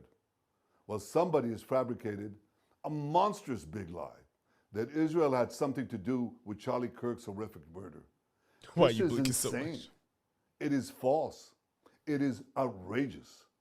Charlie Kirk was a giant, a once-in-a-century talent who defended freedom, defended America, defended our common Judeo-Christian civilization. Charlie loved Israel. He loved the Jewish people. He told me so in a letter that he sent me just a few months ago. One of my greatest joys as a Christian, he said, is advocating for Israel and forming alliances with Jews to protect Judeo-Christian civilization. He encouraged me to make the case directly to the American people about how vital Israel is to U.S. national security. He told me, the Holy Land is so important to my life, it pains me to see support for Israel slip away. Now, if Charlie disagreed with a policy of mine or a decision here and there, not only did I not mind, I welcomed it. This is the essence of Charlie. This is the essence of a free country. It's exactly what Charlie stood for. And I knew that his suggestions always came from the heart, from his love for Israel and from his love for the Jewish people. A few weeks before his death, I spoke to Charlie. I invited him to visit Israel again. And sadly, that won't happen.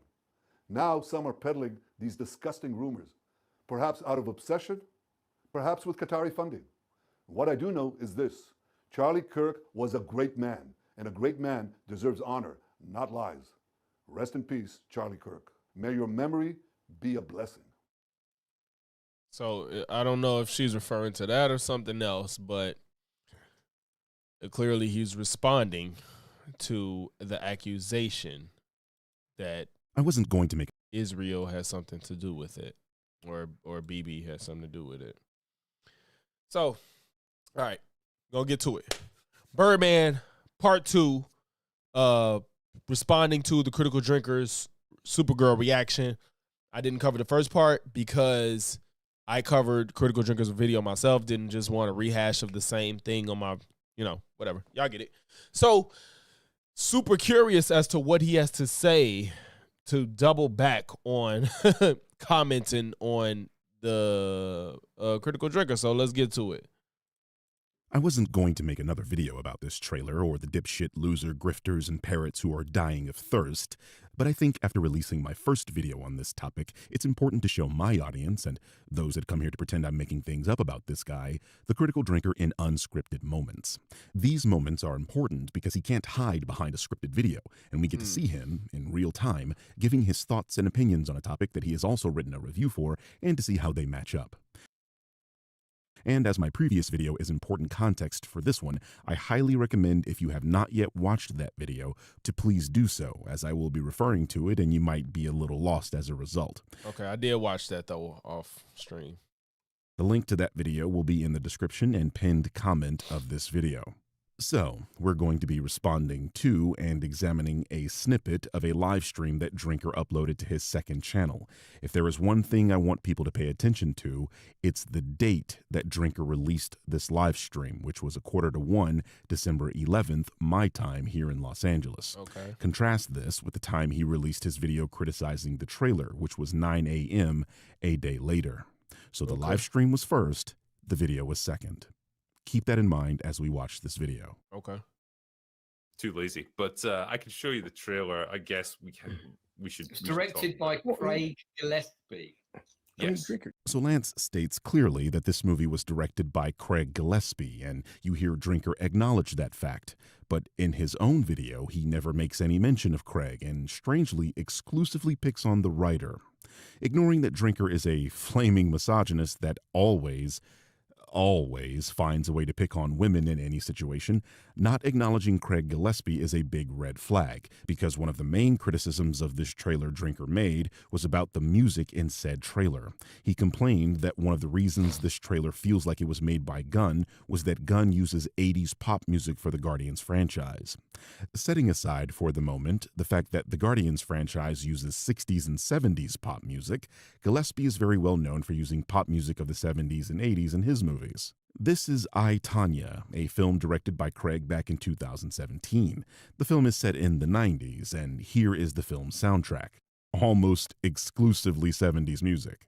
Craig also directed Cruella, a 2021 alternative retelling of the backstory of Cruella de Vil. Being that the film is set during the 70s punk rock movement, it should come as no surprise that it features tunes from that specific era. My point here is that Craig is no stranger to creating films with female protagonists and then using pop hits from the 60s, 70s, and 80s for the soundtrack. And being that Drinker was aware of who directed this film before he... This why I fuck with this nigga. Like, just telling you shit you just don't have any clue about. I'm not familiar with this director, but he's done the shit in the past. So, it's not far off for him. And these people keep saying everything about this trailer is James Gunn, everything is James Gunn, as if James Gunn directed. James Gunn clearly is in charge of bright colors, nostalgic 70s and 80s music, and humor. That's if all those three elements are in the movie, it's a James Gunn movie, and he created that concept, I guess. Uploaded his video. This is proof of him being a disingenuous liar who either refuses to do any research or withholds that information from his audience in order to further his agenda. I mean, he has a review on Cruella, for fuck's sake. Drinker, you've been hungover and the sun hurts your eyes because you have super vision. You can shoot eye beams. Of course she's hungover and wearing sunglasses. I'm not entirely convinced on how Wait, like, alcohol even affects Kryptonians. I'm pretty sure it doesn't, but like... So, I can ask that question. Well, no. Stop. I didn't know where she was. I know that Kryptonians are susceptible to being drunk and losing powers on red suns. I know that prior to this.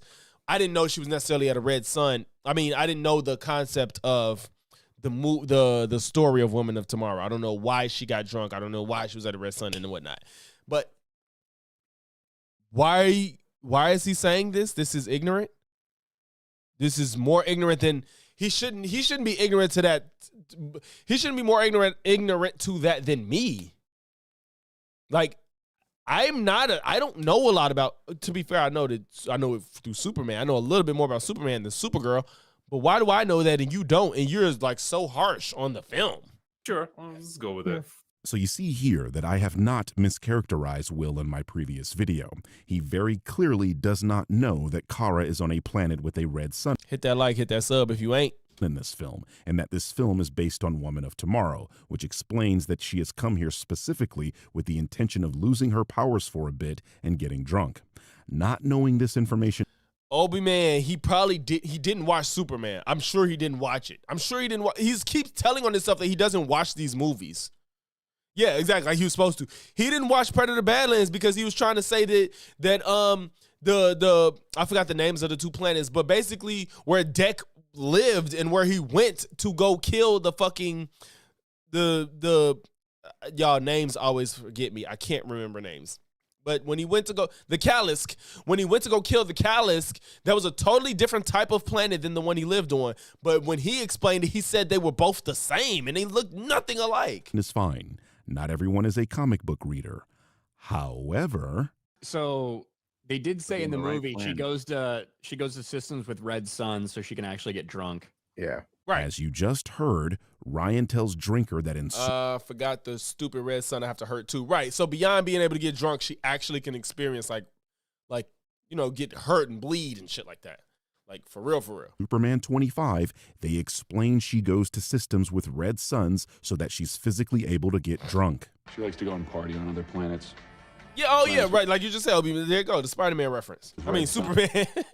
Oh, because of our metabolism, you can't get drunk on a planet with a yellow sun. Mind you, this is a film the Drinker has apparently seen and reviewed. Right. And you won't didn't believe watch Drinker's response to Ryan. Like, see, as a casual viewer, you can miss stuff. You can maybe like, oh, I missed that, or I didn't understand that, or I forgot that. But he's supposed to be a film reviewer, and you say stupid shit like this? Explicitly telling him this information. She goes to systems with red sun so she can actually get drunk. Yeah. But it Yeah, shows which her makes- actually drinking here. Like, it's not like I would kind of like, what's the point in drinking alcohol if it literally doesn't have any effect on you?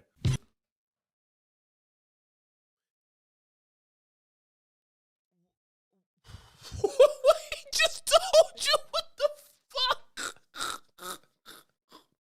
What the fuck is he talking about? He just told you why she can get drunk on the red sun.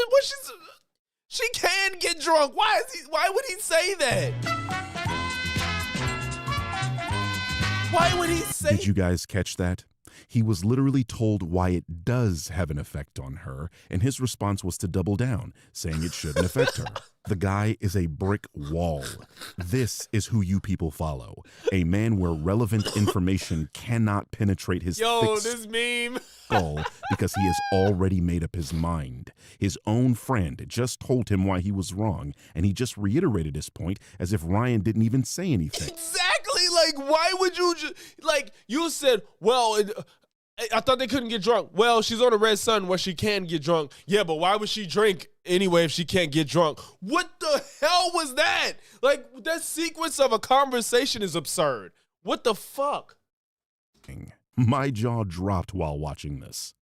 She also traveled back to Earth, meaning she would have fucking undrunk. Instantly healed. Wait, how do you know that? Yes. And here is Mr. Objective Criticism himself, not knowing what he's talking about, saying she's traveled back to Earth and would have gotten Right, like, sober. how would you The know only that? time we What's see good, Try Kara Guy? back on Earth is at the end of Superman 25, where she is very clearly sober. So clearly, the only thing Mauler could be... Okay, now, to be fair, was she clearly sober? I thought she wasn't. Unless, I guess she sobered up upon making it to Earth, if that's what he's saying. I felt like she was drunk because that's why Clark was saying she was drunk. Maybe she's sobered up and she's like sobering in the moment, but why Birdman's saying she's clearly sober. Man 25, where she is very clearly sober. So clearly... Was she clearly sober to y'all? I thought the idea was that she wasn't sober when she got there, to be fair. The only thing Mauler could be referring and I guess knowing that she came from a red sun planet was because she's sobering up at the least. To is this trailer, and in this trailer she's not shown to be on Earth at all because, as I explained, yeah, I don't know why they just said she was on Earth in this movie. We don't that wasn't apparent. Yeah, she was walking like she was drunk. Previous video, this story is based on Woman of Tomorrow, a story that takes place exclusively off Earth.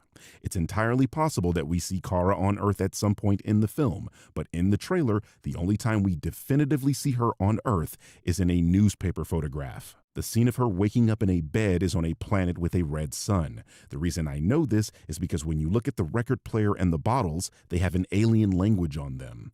Why aliens would have a record player is a question the film will have to answer, but the fact remains that she's not on Earth here. This is very likely the spaceship she parked on that planet in the comic book, and this open panel looks like a hatch on a spaceship. It's got a dog. I want to go see it It's now. crypto. Crypto's got to be in it.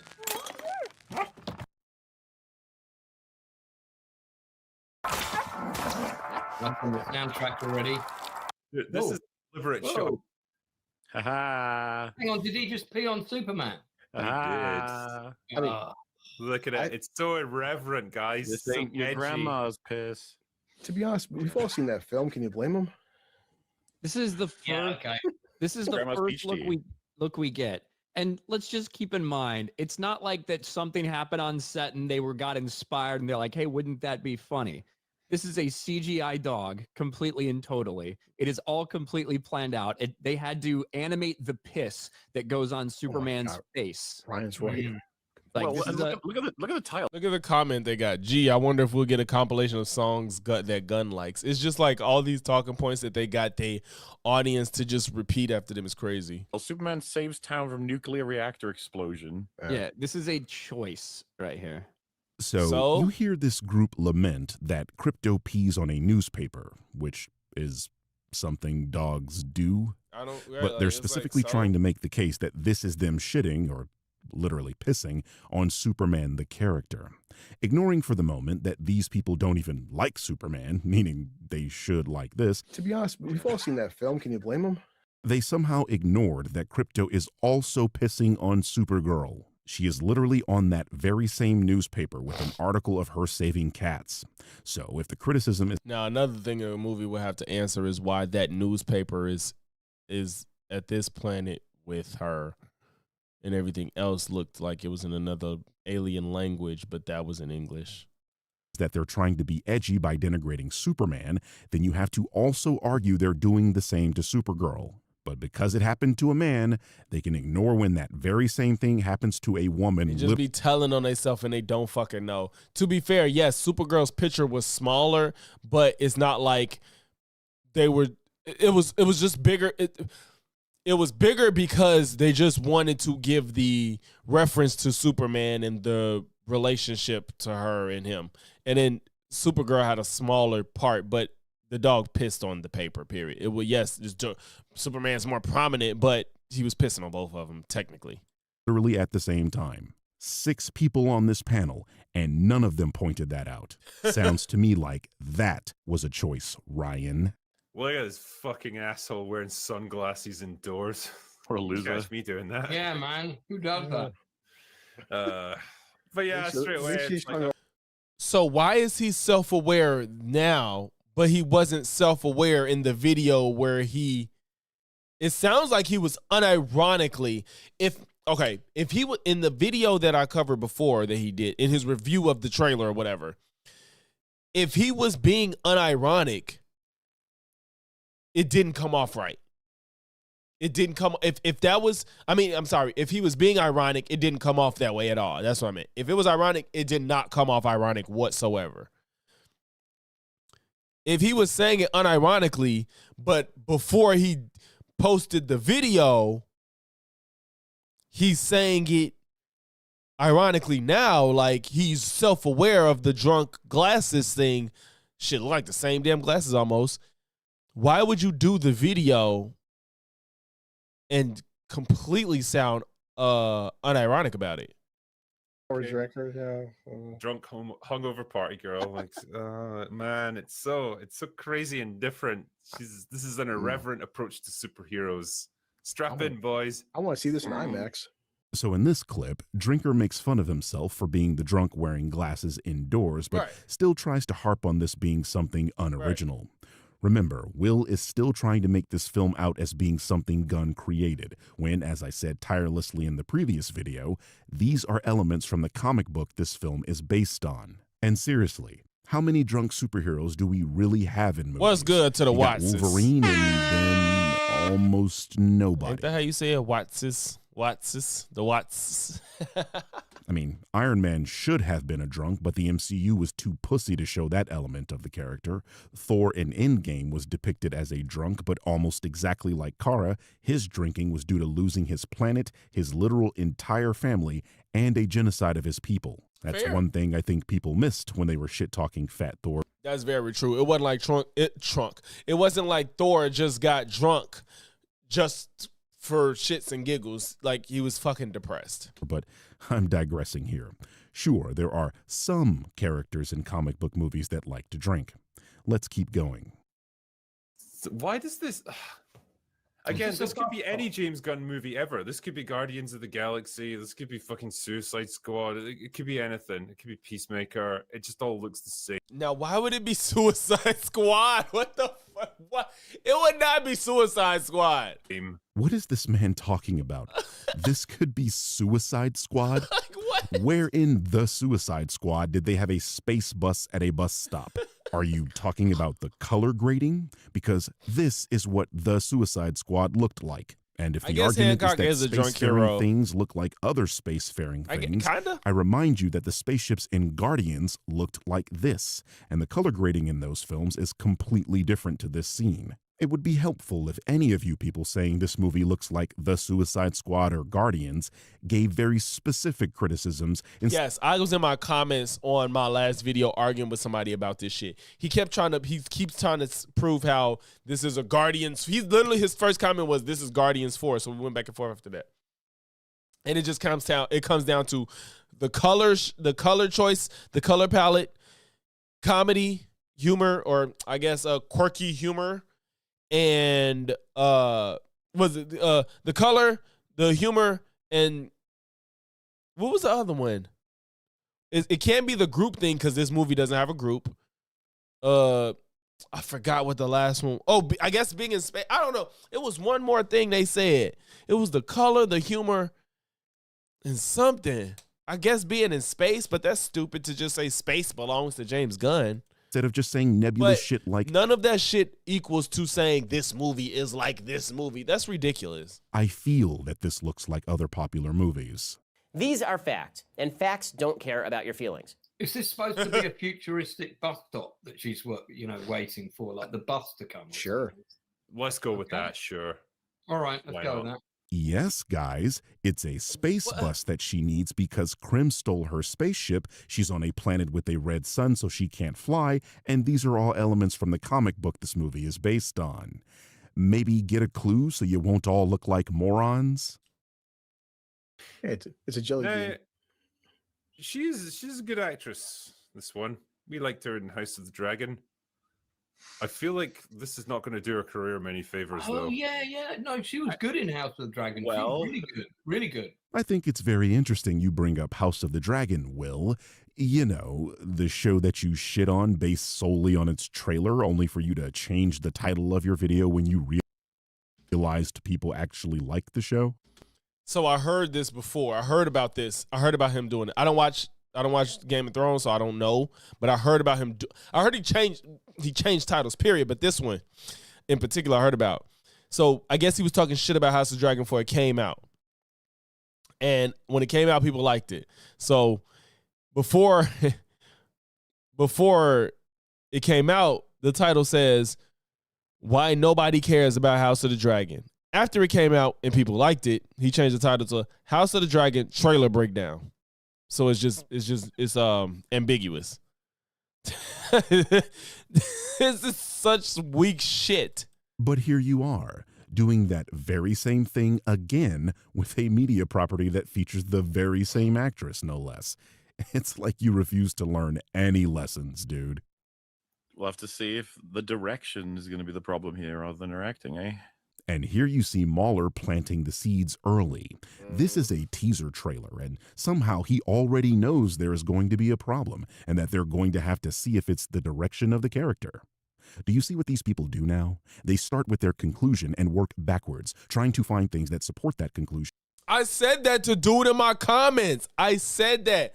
I said, you guys watch shit, see trailers, or teaser trailers at this point. This ain't even a real trailer. It's a teaser trailer. You see a teaser and you draw. This man was in the comments telling me like, James Gunn is uninspired and lacks innovation. He's showing that he has no creativity and he's going to drive DC to the ground. It was like so dramatic over, first of all, how are you this dramatic when his Suicide Squad was critically more approved of than the prior? The reception was better. Superman did good. What else we got? All the Guardians are well received. Like I said, we got all the Guardians well received. You got Suicide Squad, you got Superman, and then you Creature Commandos apparently does well. Peacemaker is doing well. I feel like I'm forgetting one more movie, but maybe not. Regardless, James Gunn has a good track record. Why are they pretending as if he does something is bad because y'all don't like it? This bull. Instead of allowing a film the opportunity to win them over. There has to be a problem. We just have to go out and dig for it. That too, Obi, man. Like, whose career has been ruined over superhero movies? I'm so fucked. Like, look at fucking Deadpool, Ryan Reynolds. Like, you did this terrible Green Lantern, and look at him now. Chris Evans, Fantastic Four. Like, you literally, even if you don't recover and get to be in a good superhero movie, it's like nobody holds superhero movies against you for real, for real. Ben Affleck, nobody gives a fuck for real. Fucking tired of music and this is such a strange thing to say, Like right? people don't even hate his Batman.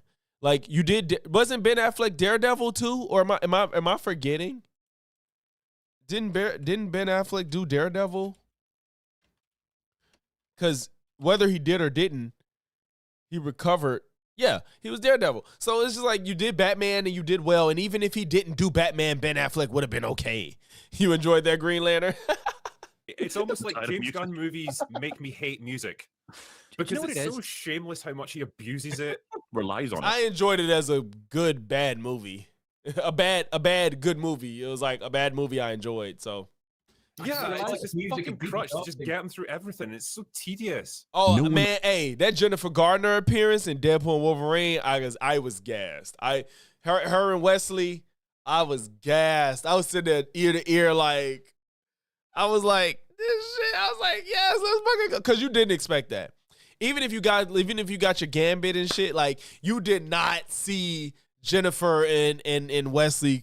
Like nobody was gonna expect Jennifer and Wesley to appear in that movie. Like there's not one person that's not in the film. Like casual fans, strong fans that have no inside knowledge. Nobody saw that coming. And that's why I loved it. There was no way to predict that. On the panel seems to recognize that they are watching a teaser trailer for a film.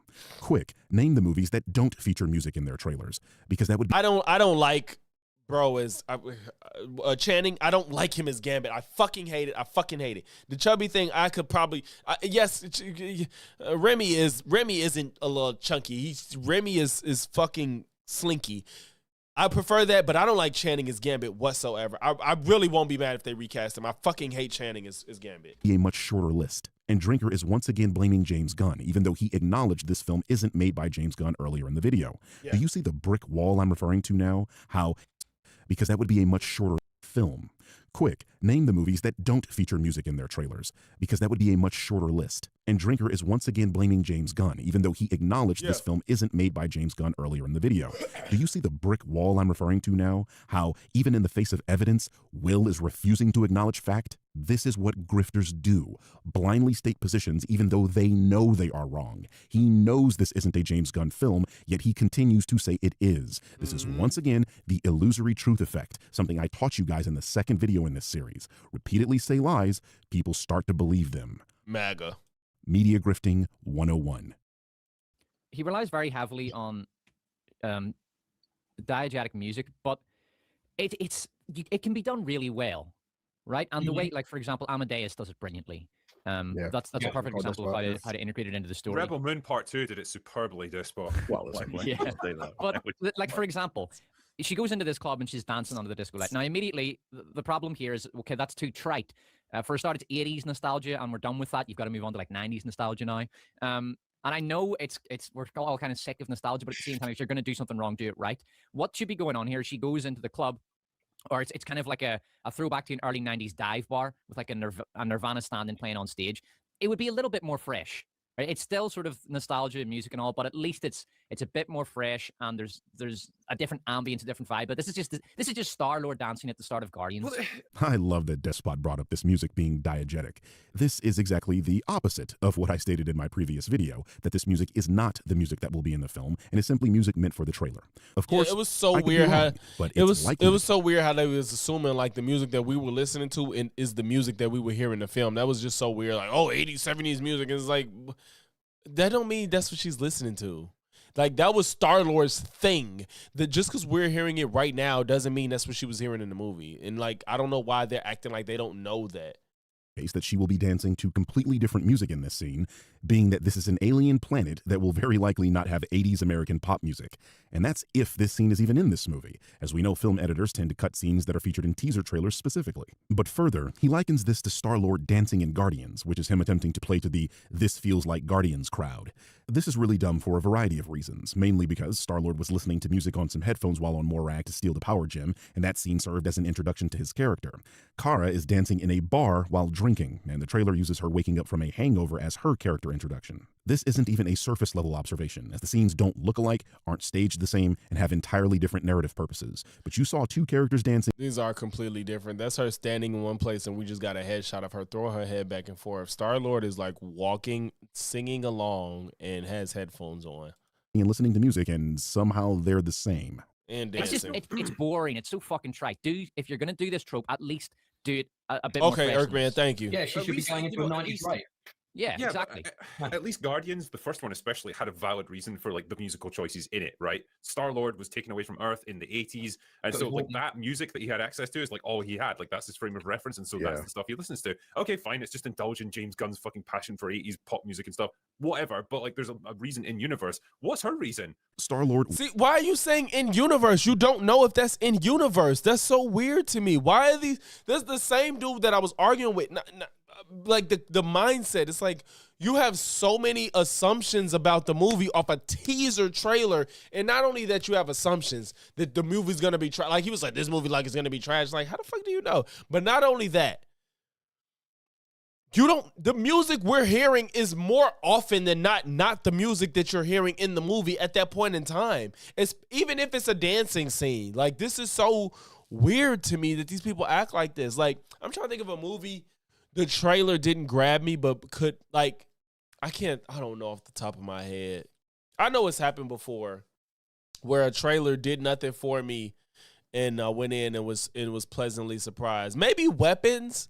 I think Weapons didn't grab me off the trailers, but the reception I heard from it when people went to go see it, it was like it was good. Now, that was word of mouth more so than the trailer, but like a trailer does not tell you how good or bad a movie is going to be. Like, I don't know if any of y'all know that there's a new Anaconda movie coming out with Jack Black and Paul Rudd. I just found this out like 2 days ago. And the trailer is, you can either love it or hate it. I'm interested, but I don't know if I'm going to pay to see it. I don't know. I don't know if I might wait for streaming. I don't know. If I hear that it's good, I might go. But on the face, you'd be like, they remaking Anaconda? And if you go into it like, oh, they're going to remake Anaconda, I don't want to see it. But if you watch the trailer, it's literally not what you think. So I'm not going to spoil it. But go watch the trailer for the new Anaconda movie with Jack Black and Paul Rudd. It's not what you, it's the trailer, you either going to love it or you're going to hate it. But if you go into it with a mindset this is going to suck, then you're just going to find reasons to think it sucks. But, you know, you may find a reason to love it. So you say, Torian, just check it out, bro. Unless you don't like Jack Black and Paul Rudd or something, just look at the trailer. That's all I'm telling you is just look at the trailer. You hear what I'm saying? Just look at the trailer. You might change your mind. You might. I'm not saying you will. You might. Listening to 80s music. The music in the scene we are introduced to Peter is Come and Get Your Love, a song from 1973. In fact, not a Oh, okay, you saw it. That's fair. That's fair. I thought you didn't see it. Single song on that soundtrack is from the 80s. This guy does literally no due diligence and speaks as if he's an authority. It's amazing. We don't know for sure if Kara only listens to 80s music. All we have is a teaser trailer and out-of-context scenes, so it makes no sense to be as upset as Drinker is here. But to answer his question, Superman is in his 30s and he left Krypton as a baby. Superman presumably takes place in 2025. Assuming Clark is exactly 30 years old, this means he'd have been born in 1995 or so. Kara was at least a teenager when he was born, so depending on when Superman takes place, Kara was either born in the late 70s or early 80s, making her a prime candidate for liking Earth music of that era, per Drinker's own criteria. We don't... Right, so even if she was listening to it for whatever reason, it makes sense. Yet know how long she's been on Earth or what she was doing prior to making contact with Clark. So maybe we all should just wait for the movie to release before making definitive statements like these. I mean, Star-Lord's preference for the type of music he listens to was something we learned after that movie came out. So why are we doing this 6 months before this movie's release? Like, she couldn't even have existed in the 80s. Like, she's got no connection to that. But like this, yeah, James, it might be a horror comedy, which I'm not mad at. Like, I don't know how anybody else felt. I like Cocaine Bear. I like horror comedies. Like, if that's a new genre, I don't mind it. I can live with horror comedies. If Anaconda's a horror comedy that got good horror elements and good comedy, I'm not mad at it. I liked Cocaine Bear. I don't know if everybody liked it. I liked it. I like the mix of good, gory, unexpected scary stuff happening with the comedic elements. I fuck with that shit. This is a Blondie song, isn't it? No, Scary Movie is not actually horror though. It's not actually horror. There's no point where you feel like stakes are actually. Scary Movie just feels like a comedy. I feel like Cocaine Bear was like a horror comedy. If Anaconda is a horror comedy, I could fuck with it. Like 1981 or 2, like I mean, it's really early 80s. Very early 80s, 1980 it might even be. It's missing Kevin Hart. That's true. That is like Jumanji. Oh shit. Very obvious choice. Be this track. 81, I think. And it's like, well, this was chosen for the trailer for a very obvious choice. It's obviously like somehow relevant to the character. There are so Says who? Why are you making that assumption? many ridiculous implications here. I'm having a hard time picking where. I think I missed even some stuff. existed in the Doing this 6 months before this movie's release. like she couldn't even have existed in the 80s. Like she's got no connection to that. She couldn't have existed in. Why would he say this? He doesn't know anything.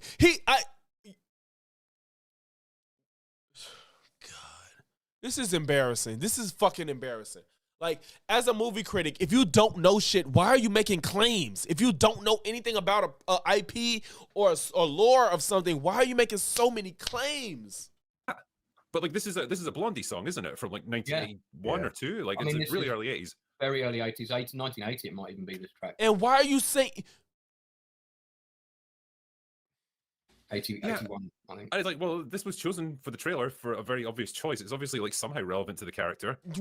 No, not necessarily. Why? Why are you assuming that? There are so many ridiculous. Maybe the song just works for Maybe the song just works for what the trailer is. It doesn't mean it means something to the character. A song can work for a trailer and not necessarily a character. Implications here. I'm having a hard time picking where to start. First of all, the idea that someone younger can't appreciate older music is so. Literally, most of Michael Jackson's career was before I was born.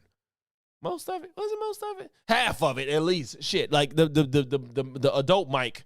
Shit, definitely the kid Mike. I missed that part. Most of that shit was before I was born.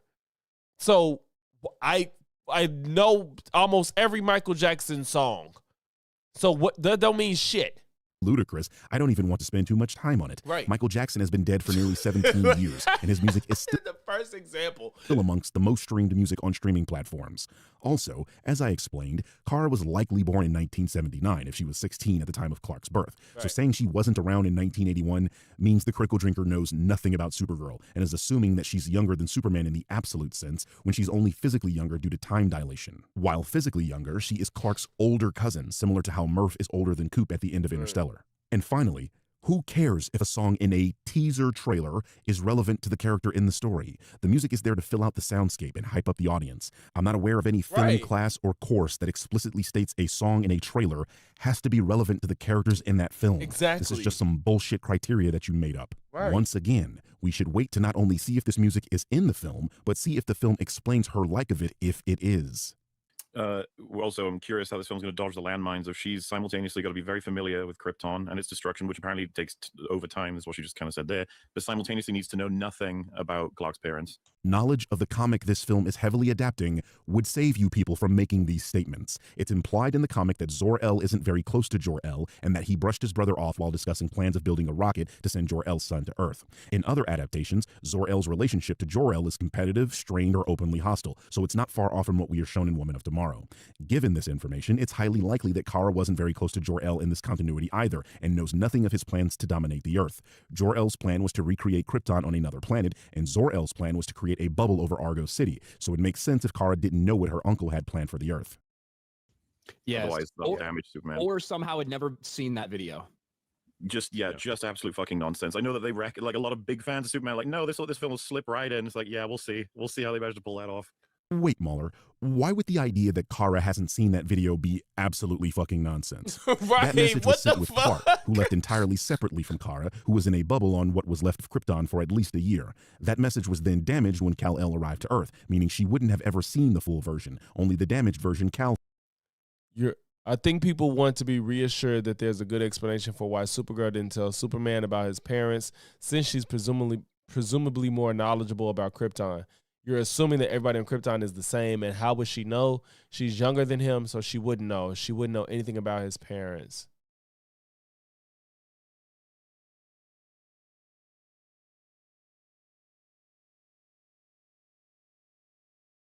Wait, she's technically older than him though. Wait, I don't get it. Supergirl didn't tell. Oh, she's younger than him in the sense that she was frozen. Right. So yes. Yes, that could have came later while she was frozen. So yes. Saw. What are you people talking about? I mean, I'm not an expert in canon, but when does Supergirl arrive in the kind of Superman? Or she just literally doesn't have to know whether she was older or younger. That does there's no reason she necessarily had to have that message. Well, she's supposed to be after. That's why he's up, because she's older than him in canon. But then she's stuck in like the stasis lock, so he ages. That's why he's older than her. Like she doesn't like come out of. She doesn't come out until like he's basically like 25 or 30 years old. He's been living as Superman for a while before she gets here. See, this motherfucker, Ryan is stupid too, but he at least knows what the fuck he's talking about with Supergirl. And Critical Drinker just like makes videos and don't know even what he's talking about with the lore of the character. Like this teenage form. Exactly. You know? One thing I do want to ask here to the panel: has anyone read the Supergirl comic books? No. Unbelievable. They admit they've never even read this stuff and somehow are asking questions like they definitively know things about this character and that I didn't read it, but I didn't make any strong claims about the lore, why she was drunk, why she getting on a bus. I didn't say why he's pissing on them. I didn't say why the language is in English, and I just saw the paper was English and everything else was another language. I didn't peep that it was another language. I didn't try to act like I knew anything. This motherfucker made a video shitting on why she was on a bus, why she's wearing a trench coat, why she was able to get drunk. All these stupid questions that could be answered if you read the comic, but you're acting like they're the ones that's doing something wrong. This is insane. this movie is betraying those things about that character. You can't make this shit up. I mean, didn't the Critical Drinker specifically ask why she would drink if it couldn't affect her? Like, I would feel like, what's the point in drinking alcohol if it literally doesn't have any effect on you? Why she would wear a jacket when she's apparently immune to temperature? Actually, why the fuck does she even bother wearing a trench coat when she's basically immune to temperature? Oh, right, that's why. Why she would take a Look, bus just because they think you're trying to imitate James Gunn, she had that coat on in the comic. if she could fly? Because clearly when you have the ability to fly and travel through space, a bus Imitate is the natural Star-Lord. choice for getting around. He presented those questions as if he was an expert on the character and that the movie was straying from the trait of the character in the source material. I'll never not be shocked Yeah, at his voice annoying. the brazen nature of these people who literally don't know what they're talking about. Has anyone read the Supergirl comic books? No. FYI, I do have the Woman of Tomorrow comic coming in when the shortcut version is dropped. January 6th. January 6th. Funny enough, that's when it releases. I got that shit pre-ordered. Because my understanding is that Supergirl has never had a good adaptation. All the movies are generally thought of as so bad that they're. I saw too many people say like, read it before you go see it, and I'm like, I'm gonna just read it because I have the time. I don't know. I don't have the time, but between when it come out, when the shortcut version comes out, and the comic cut version comes out, in the movie, I'll have time to read it. And they're just saying, just read it. And I think it'll be cool to be able to see the callbacks and the relationship between the comic and the movie. I think it'll be cool. Actually kind of good. They're kind of like trash movies that people enjoy watching because they're so fucking terrible. So the bar here is extremely low. This is very likely to be the best Supergirl movie ever made, even if it is just fine.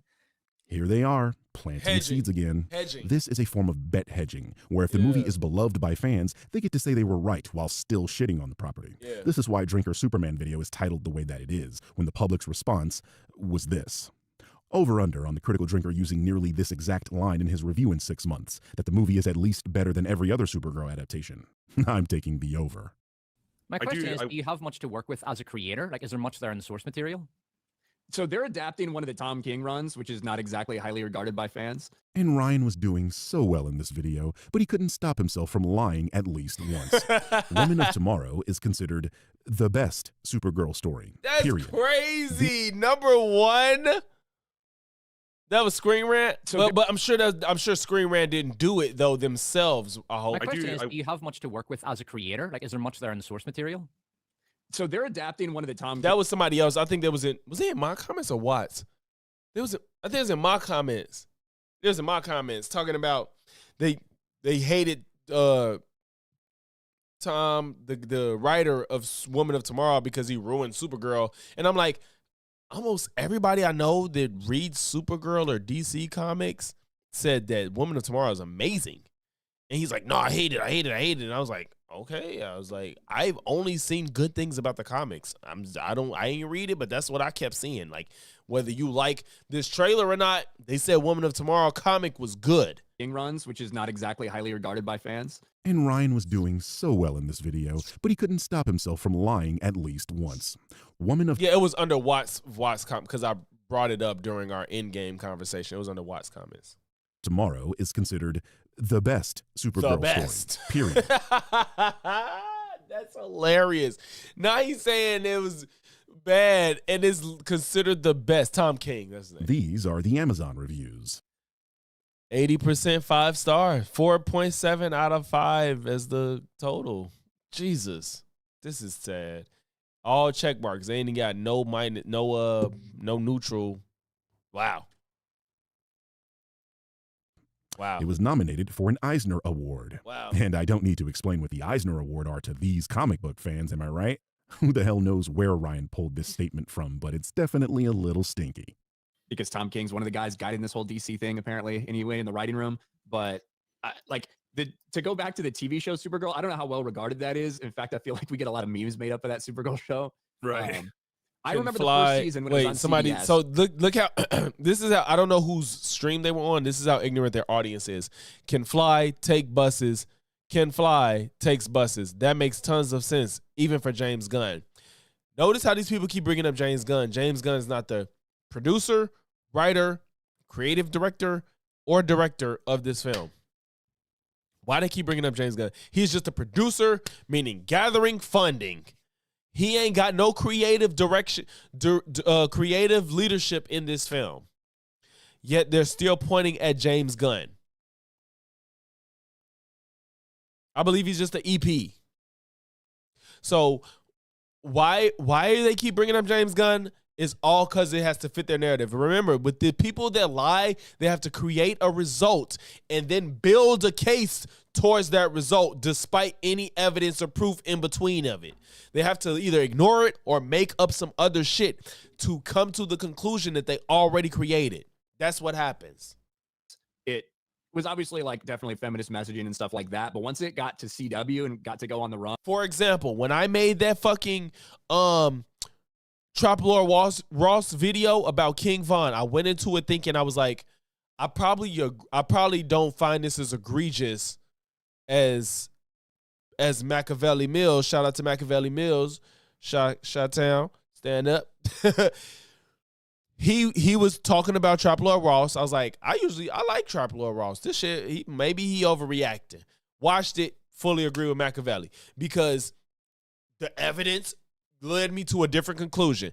I didn't try to pull shit out of nowhere to try to justify the actions of what I saw. What I saw was the opposite of what I thought was going to happen. You know what I'm saying? Like, hey, yeah, shout out to Machiavelli. So these people don't give a fuck about what the truth is. It has to match the conclusion that they made already. And whatever comes in between it, fuck it. If it don't help me, if it don't help my case. And they were doing everything they wanted with that universe. Every other fucking episode was illegal immigrants, black people, trans people, whatever the fuck. It got so annoying. Yeah. And this is probably why you don't have Ryan Kinnell on your podcast, as he says what you guys want to keep quiet out loud. That shit was just the story weird. showcased you Like, guys that was just and weird. Illegal Let me let y'all hear what he just said if you missed it. CBS. He was made up of that He was making fun of the Supergirl show. Supergirl show. Right. I remember the first season when it was on CBS. Right, you heard it, Johnny. It was obviously like definitely feminist messaging and stuff like that. But once it got to CW and got to go on the run and they were doing everything they wanted with that universe, every other fucking episode was illegal immigrants, black people, trans people, whatever the fuck. It got so annoying. Yeah. And this is probably why you don't have Ryan Kinnell on your podcast, as he says what you guys want to keep quiet out loud. It was annoying because the story showcased black people, illegal immigrants, and trans people. Now, when I call these people bigots, somehow their fans say I'm pulling these things from my ass. So I would like to thank Ryan for helping a brother out by being the dumbest person on the panel and just saying what people like Drinker want to say, but has too much to lose by being so explicit. Well, yeah. Why does she need to take a spaceship to get places when she can just literally fly wherever she wants to go? So, all right. So if she is in a place that has a red sun, she probably will not have her power set. Why does he have to go back to this? Why does he have to go back to this? This man literally got information and just said, I don't care what the fuck he just said. I just have to keep to my narrative. Like, I wonder if he recorded. Listen, Drinker, this is fucked up. Drinker either recorded his video and had it waiting to go up the next day, had this conversation and had to manufacture what he said, manufacture narrative, fix what he said to match what he put in his video because he didn't want to go back to it. Or he had this conversation, then made the video and didn't listen to anything that was said. Because these questions are answered right now. Why did you go to your video and still say stupid shit about her getting drunk in the bus and shit? He already told you she could get drunk at a red sun. Why are you still talking about her getting drunk and you did the drunk thing, you ignored the drunk answer and talk about the bus? Oh, all right. So if she is in a place that has a red sun, she probably will not have her power set, right? So that's why her Kryptonian physiology, which would not prevent her from getting drunk in one place, might allow her to get drunk in a different place because that yellow sun isn't activating her cells. That's tremendously helpful from a writing point of view, isn't it? Because then you can just have her be a normal person.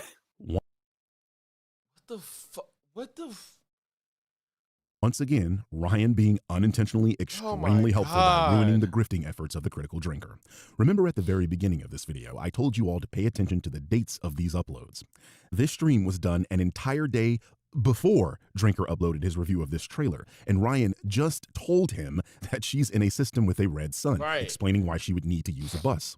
But a day later, Drinker said this in his video anyway. Because clearly when you have the ability to fly and travel through space, a bus is the natural choice for getting around. There are only two explanations for this. One, Will wrote his video before— Oh my guys, he finna say what I just said. He finna say what I just said because I'm like, this don't make no sense. Like, none of this wait, oh before God, he live streamed with these people, but released it after and chose not to revise his script after being given this information by See, Ryan. like I said, you didn't, he either made the video and didn't, he had to like try to steer the conversation to justify what he said, not knowing that he was gonna get fucking debunked on it.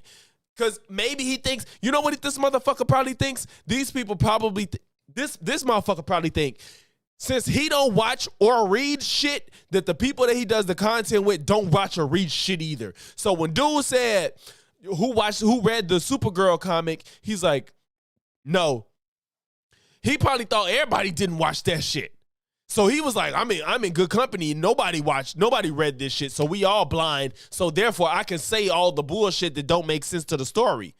Again, I'm not judging anybody for not knowing. I'm judging you for making claims and not knowing. It's cool if you don't read comments. There's a lot of comics out there. You can't read them all. So, you know what I'm saying? Yo, this is unacceptable from a content creator that's supposed to be a movie reviewer. Actually, this is unacceptable. Thereby proving not only is he lazy, but will withhold information from his audience in an attempt at making a movie look bad. Yes. Or two, he wrote this video after this live stream, ignored what Ryan said, and still went with his first instinct about this scene, thereby proving he is immune to facts, especially when it comes to female-led properties. Yo! How can any of you follow this man after being shown this? Exactly. That seems like something they've actually probably put way more thought into than how she's going to fit in with Superman at all. That's what my assumption will be with this. Yeah, it'll be its own movie and it's going to clash hard. Yeah, I mean, like, because ultimately what they want is she's just going to be another Star-Lord. She's going to be another Star-Lord who has to... Why are you saying this? You don't know anything about the comic, and she's going to be another Star-Lord. Even when I was... Mind y'all, when I was watching this trailer, I don't know shit about Women of Tomorrow. He was like, a gang of misfits. I was like, what are you talking about? It was one girl with her. Like, the whole trailer, I saw one person. He's talking about getting it with a gang of misfits. Are you saying one person is a gang now? Is two people a gang? I don't know. They could be in a gang, but two people is not a gang, I wouldn't think, technically. And she's just another Star-Lord. Why are you saying this and you don't know anything about Supergirl, apparently, or Woman of Tomorrow? Why? Why would you stake out this? I would never in a million years see a Star Wars trailer and then just judge it the people's motives, their behavior, saying it looks like something else that shit, he probably ain't watched the way he's behaving. Like, I don't know shit about Star Wars, y'all. But if I saw a trailer, I would not just start spouting out assumptions about the characters, their motivations, and what other movie it derived from. Unless there's a clear indication like, oh, I saw this in Endgame, like a 1-to-1 frame or something like that. Look like an Endgame scene. And I could point out the exact scene. No. These people know James Gunn is starting to spearhead DC. So now when James Gunn has been successful, they see another movie coming out from DC that ain't got shit to do with James Gunn creative direction and just say it's James Gunn because they are mad that he's doing well with superhero movies. This is fucking weird.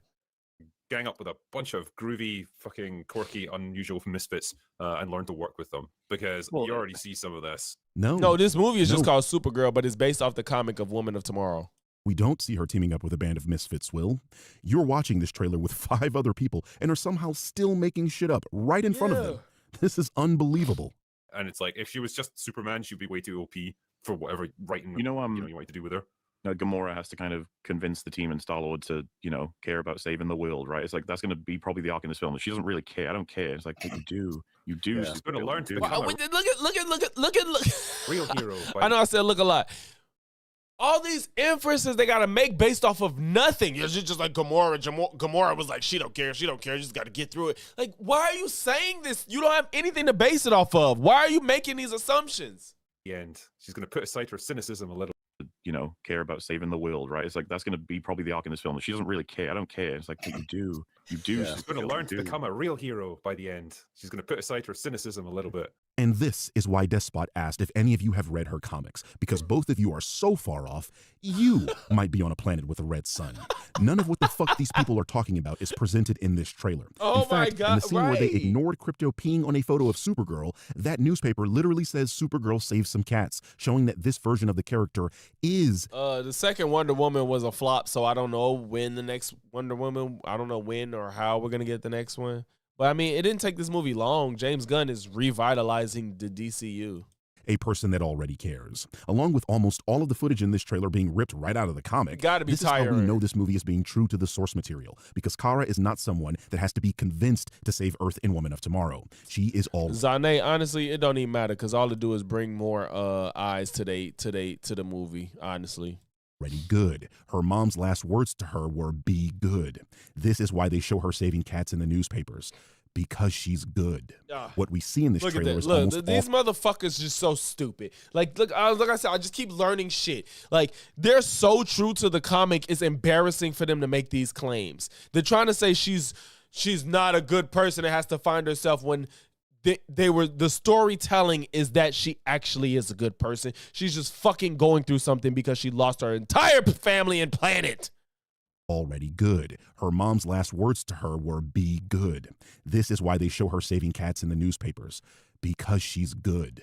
What we see in this trailer is almost all from the beginning of the comic, except the scene where she's fighting on the pirate ship, which is at the end of Woman of Tomorrow. Being that this footage is from the beginning of the film, the comic shows us that once the trench coat comes off, she becomes a serious and traditional hero, helping the character of Ruthie accomplish her goal. You were all told this movie would be an adaptation of Woman of Tomorrow, so you have no excuse for these... Damn, at the end of the trailer, they say, read where it all began. God damn, I ain't remember seeing that shit. This is literally at the end of the trailer. They are telling you to read this story. Like that, and honestly, like I said, everybody, when I kept looking at reviews, because I didn't want to just take in just people that I literally usually agree with, I was just listening to people that don't just shit on everything. People that review shit. And everybody was like, read the comic. They just said, everybody kept saying, if you have not read it, please read it. So I ordered that shit. Wild ass takes and baseless speculation, especially being media critics Tyrone, that that thousands of people listen to. You people are irresponsible as fuck. I love the way he ends his videos. The music always be lit. Wait. No becomes a serious and traditional hero, helping the character of Ruthie accomplish her goal. You were all told this movie would be an adaptation of Woman of Tomorrow, so you have no excuse for these wild-ass takes and baseless speculation, especially being media critics that thousands of people listen to. You people are irresponsible as fuck.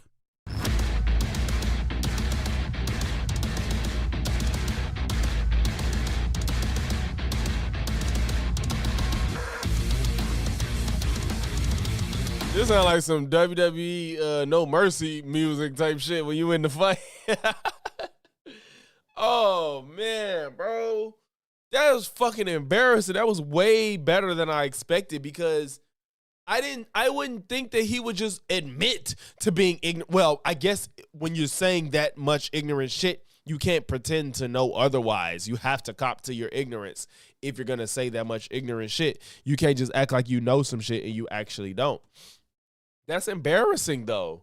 That's not acceptable. Like he said, how do anybody listen to him after that? Because it's just like, if you are supposed to be giving movie, like imagine you watch this content and then you find out that he was harshly criticizing a film that's based off a comic that he never read or knows anything about and asking the most basic questions that even you don't even have to be read up on the comics to know that they can get drunk and or can get hurt on planets with red suns. I knew that shit as a very loose, knowledgeable person on DC and Superman in particular. Like, my knowledge on DC is way less than like Marvel shit. So for me to know that you can get drunk on a red sun and you're a movie reviewer and you're harshly criticizing this shit, like that's unacceptable. I'm sorry. There's no way you should accept that. No, yeah, he said at the end one Tyrone, the problem is I don't think he watched the movie clearly, or if he did, he just ignores shit. It's one of two things. Either you watch these movies and pretend like you sorry, let me slow down. Either you don't watch these movies and you lie to your audience and pretend like you do and review and criticize them off of what other people are saying or what you think, or B, you watch them and then proceed to lie to your audience and pretend like you didn't and spew information that you don't have. Like you pretend, like, let's say he watched Superman. Let's say he does nothing about Superman lore, Red Suns, none of that. Supergirl, nothing. You watch Superman. So when it got to the scene where he said that you can get drunk on red suns, he either forgot, which is irresponsible to make the claim if you forgot, didn't